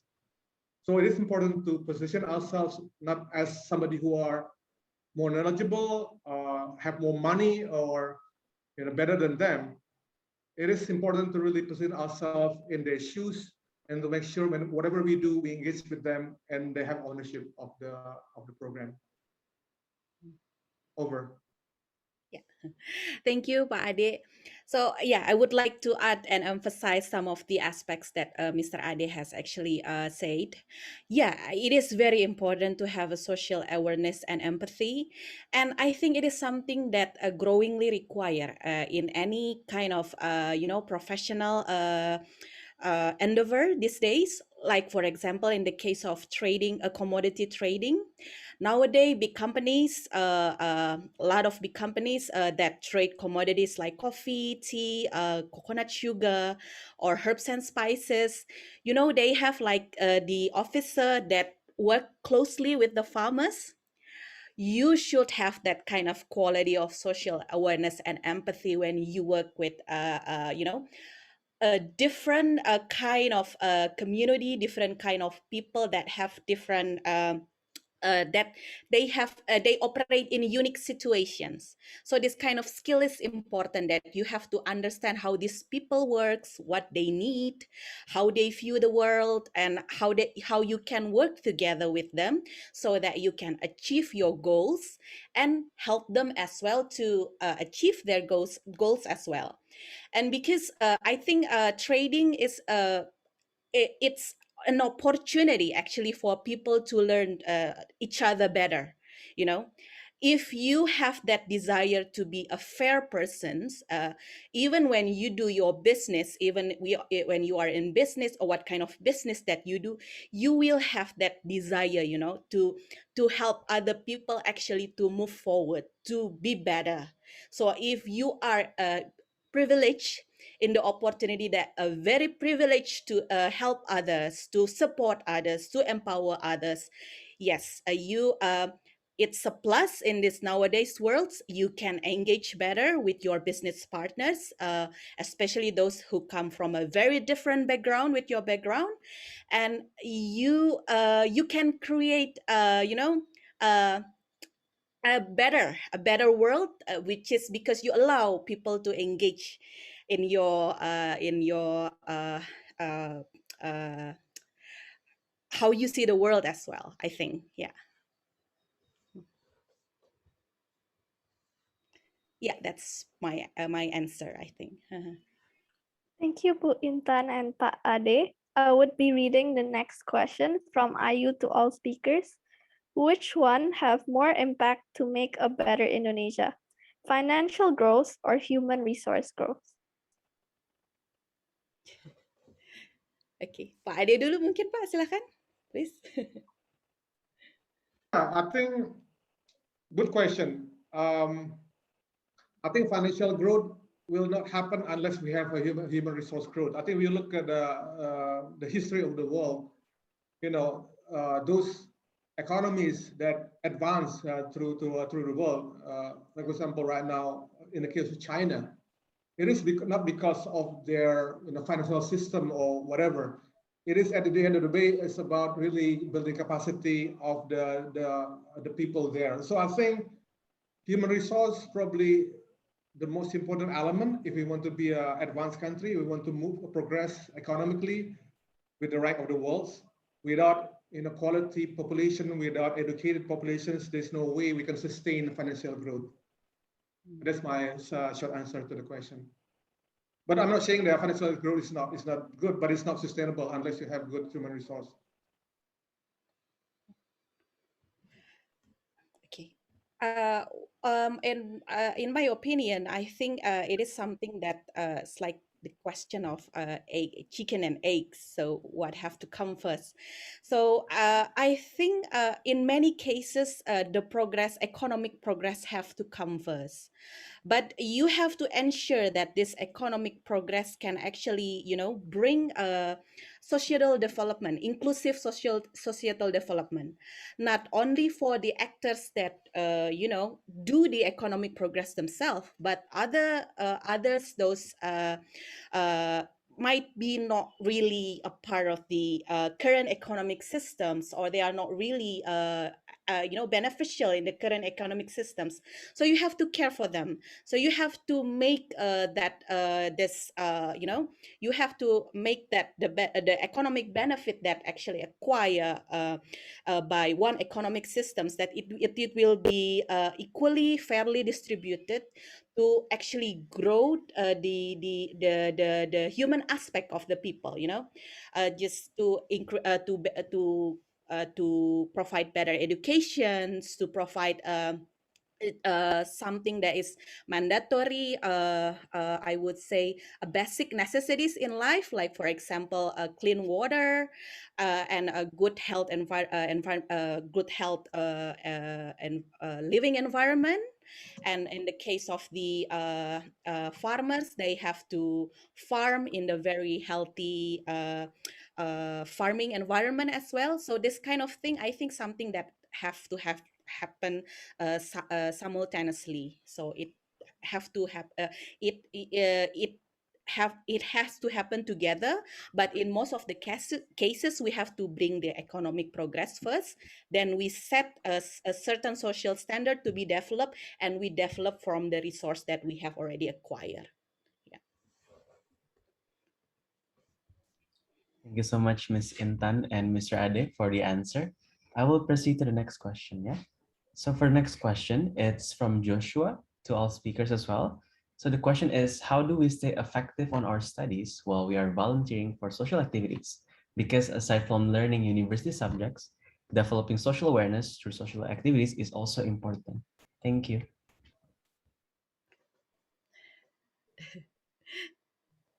That is, yeah.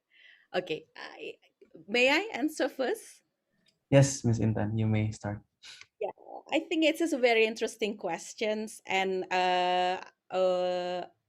if I can reflect back on my younger days when I was a university student, um, I think it is important that you make time to, to be involved in organizations, any kind of organization, whether it is social organizations or organizations in your campuses as well, that actually allows you to, to identify what kind of things that actually are interested for you, and that includes as well your you are being interested with the world around you, with the things happening around you that are actually maybe different from your daily life. So you can make times, for example, do involve, for examples, in the diving community.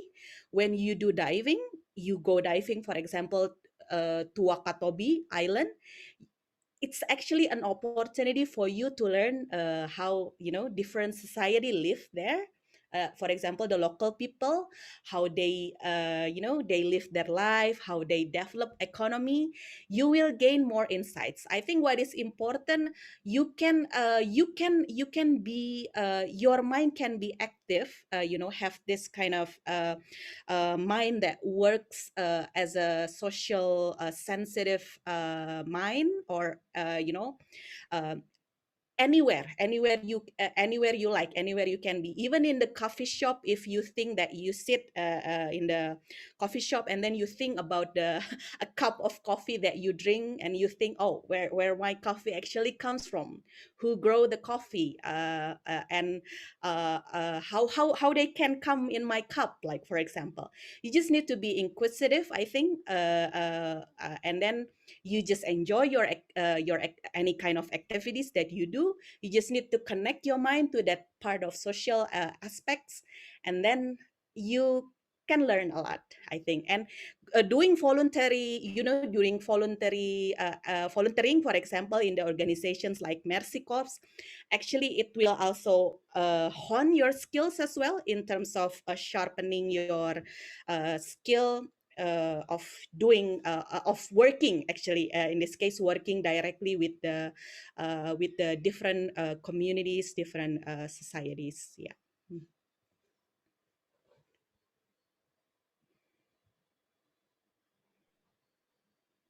Thank you so much, Bu Intan. So the next question would be addressed to you again from Dean.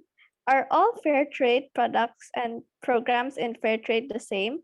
What products, activities, programs does fair trade in Indonesia have to prioritize more compared to other fair trade in other countries? Oh yeah, that is a good product. This is a good question. Yeah, our actually main products globally, we have three products, global products.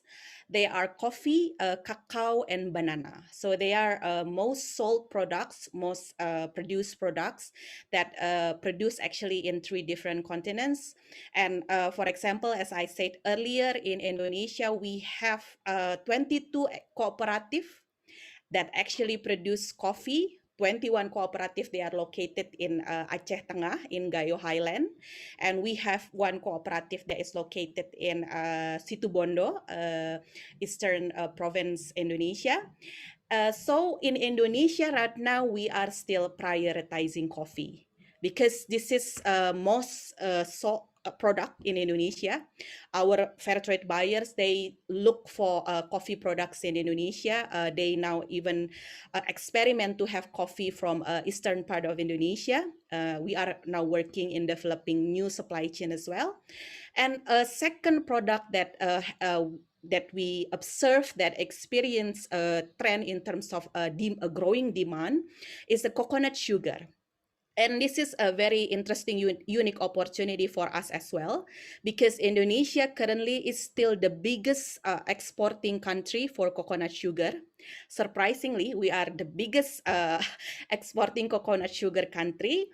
And in the fair trade system as well, we are still the leading producers for coconut sugar. So now we aim to leverage our competitive advantage in this case in the national scale as well in the regional scale, where actually our producers are located. They are located mostly in Java Island for coconut sugar producers. Yeah. So yeah, each different country, they have a different strategic product indeed, and it depends on the demands actually from the buyers that want to buy the product from the countries.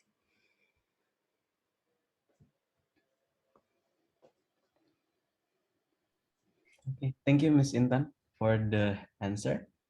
So for the next one, the question will be specifically to Mr. Ade. So it's from Atira. So Mr. Ade, how to volunteer in Mercy Corps? Thank you. Yes, we actually have two different programs, volunteerism as well as internship. So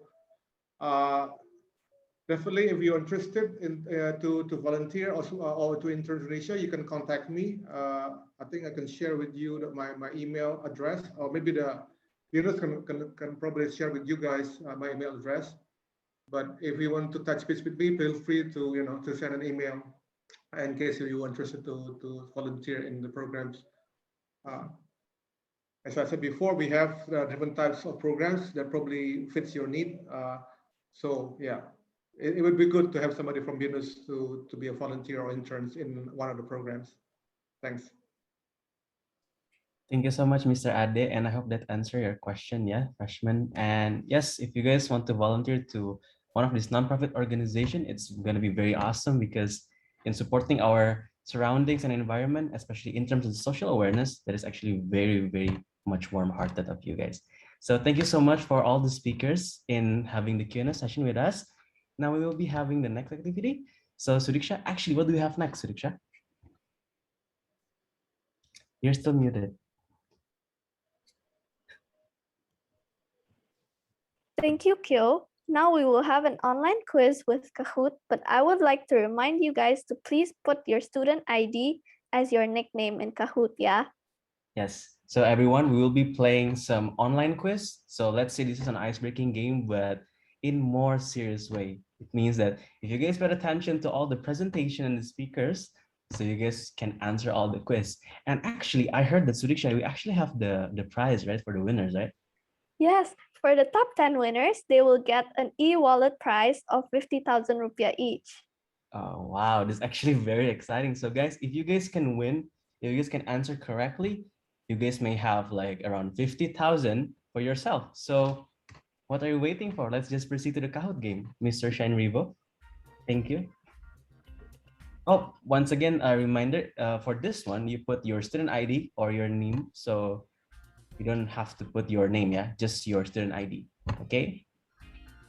Again, the 10 winners will get the prize of 50,000 rupiah. So good luck, guys.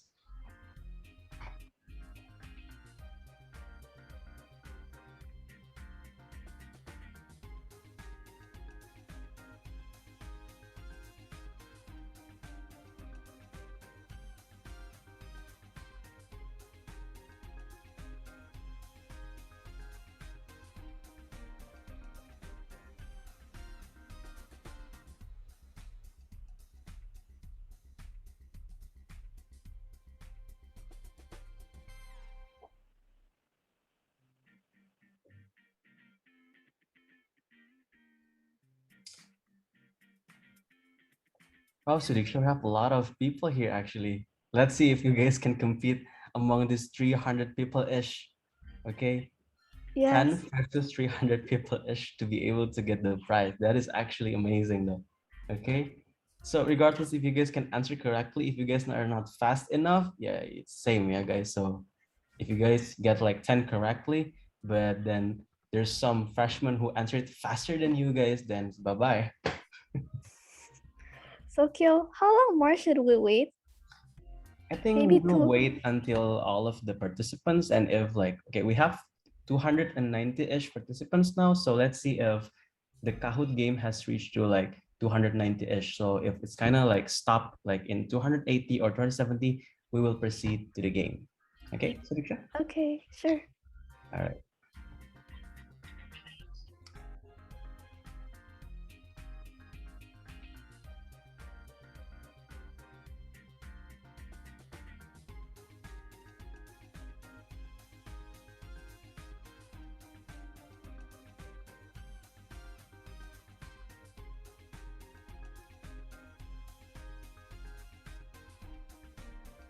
Okay, guys, there's still 100 people. Come on, everyone, please join the game. Okay. Okay, Hassan, it's okay. If you aren't able to join, it's fine. Okay. But if you guys can join, please, okay, because this is such a great opportunity. If you guys win, you get the prize. And it's also one of the reflection way on remembering all the guest speakers presentation. Okay. I think we will wait until, let's say, okay.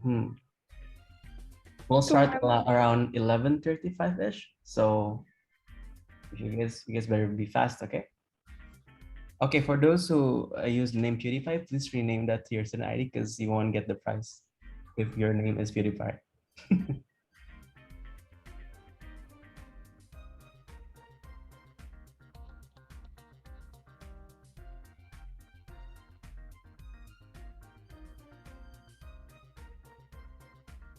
All right, so Diksha, we're reaching around 115 participants now.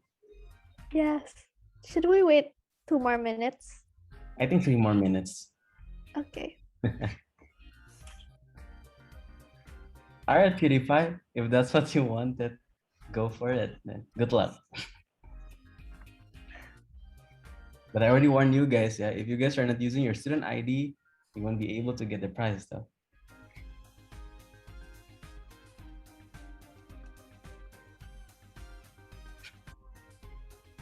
Stephanie said I think they're all the same person. Do you think so? Wow, that's crazy though. Don't spam, guys. I don't think that's possible though. Yeah. The reason why we want you guys to put your student ID because it will be recorded to your system. So if you get the prize, the committee will contact you. So if you guys are not putting your student ID, how are we supposed to deliver the prize to you guys, you know? Yes, the money. But it's okay. I love PewDiePie though. He's my favorite YouTuber before, but now I don't know. It's okay, Fian. You can do this. The quizzes are actually fun, okay? Perhaps some guessing game as well. Yeah, there's no pressure, right? No pressure.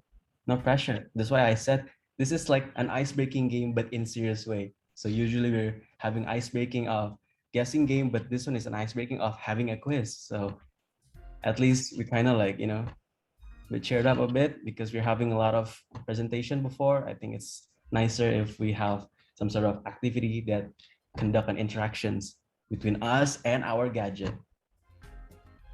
Kyo, do you think that this game is more fun because there's a prize as compared to our ice breaking? Of course.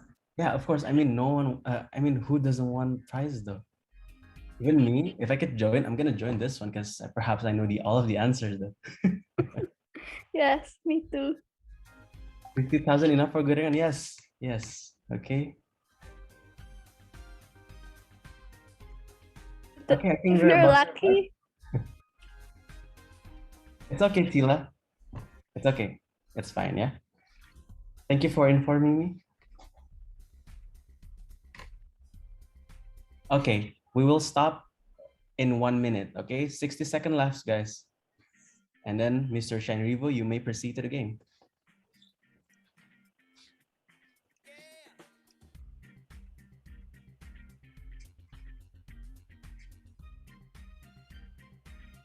Actually, I love the music though. It's kind of goofy, right, Sadiksha? Yes, it makes people nervous. That's true, you know. One of my friends said, like, Mr. Shaniwu said that the music, the sound is actually very creepy though, but I don't think so though. All right, good luck, guys. So Sadiksha, you may lead the first question and I'll go to the second one, okay? Sure.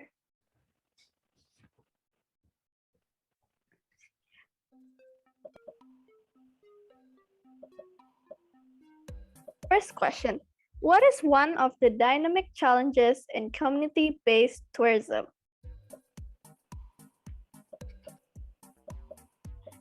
All right, guys, what do you guys think? Yes, please don't. Oh, okay. All right. I see you guys. Good job. Good job. 34 people answered the wrong one. It's okay, guys. There's still 9 questions to go. PewDiePie, you guys. Okay. The second one, what are the principal factors for successful CBT or rural tourism? Okay, guys, this is the presentation from Mr. Asri, I believe. Yep. Ayo yang mana ayo? Oops. Yes. Actually, like 50-50. 50 got the wrong one, 50% got the correct one. Good job, guys. Trust, commitment, responsibility. Thumbs up. PewDiePie 5 and PewDiePie 12. All right, Felix Gilbert. Sadiksha, you may lead the next one. Sure. What is the project outcome for project impact logic?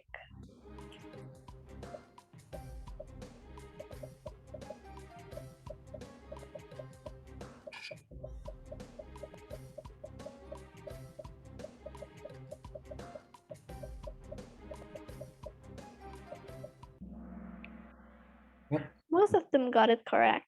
Yep. Market for sustainable tourism products and services is more competitive. I think 20% of got correct. Oh, someone got fired up. Good luck. Streak of 3. Whoever you are, best of luck.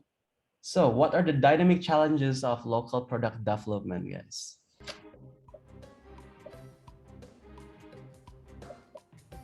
Yep. You got it this way, Alia. In BINUS, you can have everything, okay?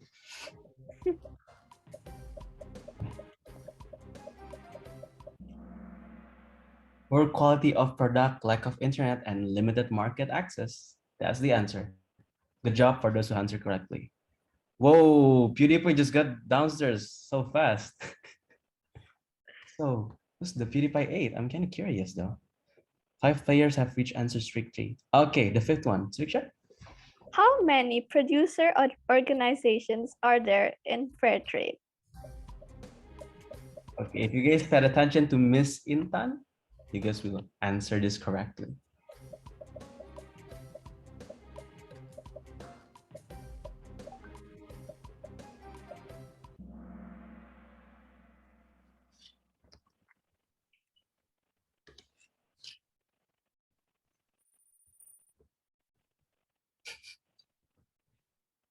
PewDiePie, good job, man. I think I know who PewDiePie is though.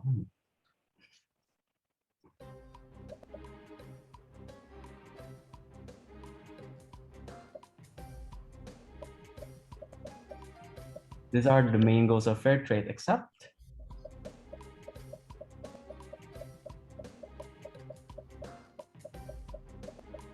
which one's harder, guys? The entrances of BINUS or this Kahoot?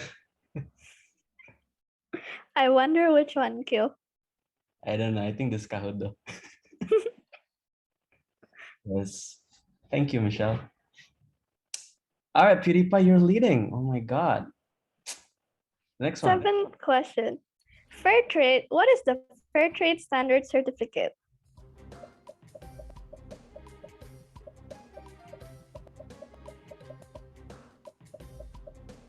That's reaching 100.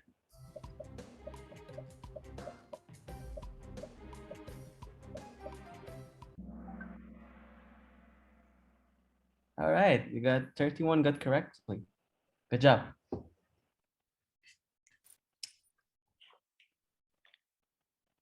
PewDiePie 8. Sorry, you have to go down, man. Okay, the top 10, right? What are the 3 standards of fair trade, guys?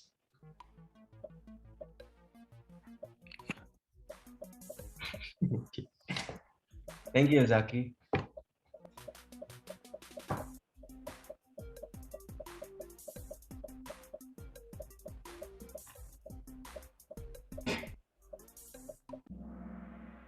The answer is social, environment, and economy. Good job for the 50 people that answered correctly.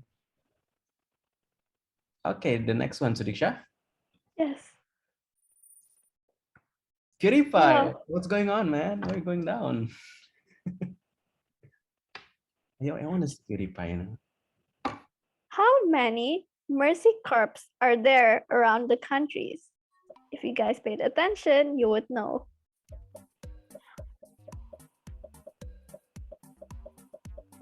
So this one is from Mr. Ade, okay?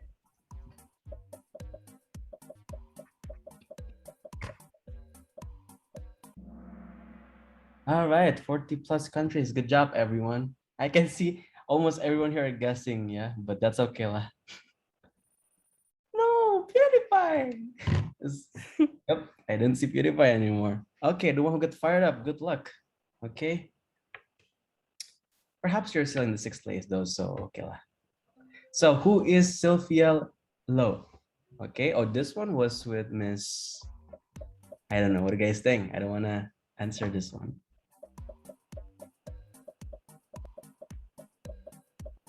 Perhaps you can choose based on your favorite color among these 4. All right, wow. Wash intern, yes, that's good, guys. 15 people got correctly. All right. The 3rd place, we have the 250-200-5276. And the 2nd one, we got PewDiePie 8. Oh, wow, you're back. And the 1st one, we have, who's Sudiksha? Drum rolls. Yeah. 250201364. So congratulations to all the winners. Only those who have student ID will be contacted by the committee. Thank you for those PewDiePies who are willing to play with us, but very sorry, regardless if you win or not, the prize would just be delivered to those who are using student ID. So thank you so much, and congratulations to the top 10 winners of the Kahoot game. You guys will be given 50,000 rupiah as the prize. Thank you. What do we have next? So, we are nearing the end of the event, so let's invite Ms. Irma Irawati Ibrahim SSMCom, Deputy Campus Director, to give the closing remarks. Thank you, Sudiksha, Kyo. How are you? I'm good. I'm good, Nice to meet Miss. you. How are you? All right. It's very interesting session, yeah. Good afternoon, everyone. Okay. First of all, of course, I would like to say thank you to all our speaker today, Astri Kasim, Miss Intan, and also Mr. Ade, ya, Sukasi from all the NGO, and of course for BINUS Teach for Indonesia team, Ibu Andini, Dias, and Henry, ya. So everyone, as we all know, that BINUS not only want our student to have good performance in their academic and career, of course, but more than that, we encourage our student to be active in the social activities, have a good contribution to the community, try to have others, the nation, by participating in solving social or community problem, using their knowledge and capability that they're already learned and experiencing during their study at BINUS. So hopefully after this session, all of us, especially for our student, can take all the benefit, all the knowledge already shared by all the speaker, so it can increase BINUSian to understand regarding the concept of social action or activity from the sharing, yeah, of the environment or health or well-being and the education field from our speaker. And of course, can increase your social awareness knowledge and the importance of understanding social problem around BINUSian. So students, please remember that it is important to have and rising social awareness. By having this social awareness means we serve people to realize that human being or social being aware of privileged norm in sociality, awakening human being to create balancing, harmonizing social life, getting to know people, status, and role, and giving view of the attitude to overcome social problem. there is a lot of activities in BINUS, especially in TFI, that can increase your social awareness. So please do contact our TFI Senayan, Dias and Henry. You already know Dias and Henry, right? Please just come to Dias and Henry to share what any ideas related to the social project or your social activities, or even though you don't have the idea yet, you can have consultation or discussion with them, okay? I think that's all from me. Once again, thank you so much for our speaker. Hopefully we can continue our collaboration. Thank you, Kyo. Thank you, Sudiksa, all FL, FYPL. You really did a great job during this FYP. Thank you all freshmen also for joining this event. Keep up the spirit for fostering and empowering this society. Okay, good afternoon, everyone. Thank you so much. Back to you, Kyo and Sudiksa. Thank you, Thank Ms. you so Irma. much, Bu Irma, for your speech. Back to you, Kyo. Okay, thank you so much. I want to say once again, thank you so much for Mr. Asri, Mr. Ade, and Ms. Intan for having the great presentation, as well as Ms. Irma and Mr. Wincha and having the greetings and presentation as well. But we're gonna go to the end of the event. So it has been a wonderful talk show with all the guest speakers. So I hope that all of us here can get inspired to spread the importance of social awareness to the society around us. So now we'll be having a photo session with Zaki. So Zaki, I would like to ask for your help and support. We have 12 slides. Do you mind, brother? Yeah. Right. All right. I need you guys to open your camera for a while. Okay, And guys, please switch on don't your cut camera anything. again. Right, here we go. First gallery. Okay, first one. 3, 2, 1. All right. Second one. 3, 2, 1. Third slide. 3, 2, 1. Good. Fourth one. 3, 2, 1. All right. Fifth. 1, 2, 3. Good. Halfway through. 1, 2, 3. Okay. 7. Now 8. And the rest is no camera. I think we're done. Thank you so much, Zaki, for your support in having the photo session. I will just go to the next one. Which is like, I would like to say thank you so much for everyone for attending today's meeting. It was very nice to see this all major event is conducted properly and so well. We're having a really good presentation from all the speakers. And I would like to have a reminder. So Sudisha, what's our next reminder? So I would like to remind all the FL coordinators to please take attendance and submit in BINUS Maya. We would like to see you again on Monday, 6 September for your individual program recon sessions. Thank you everyone again for joining Social Awareness Insight presented by FYP BINUS in collaboration with Teach for Indonesia. I'm Suriksha Budrani, your MC, and I'm Kyo, your moderator today, sending our warmest regards to all of you freshmen. always spread kindness wherever you are. Together we can change Indonesia. And remember to always strive to be excellent generation and FYP BINUS Bikin Happy. Bye.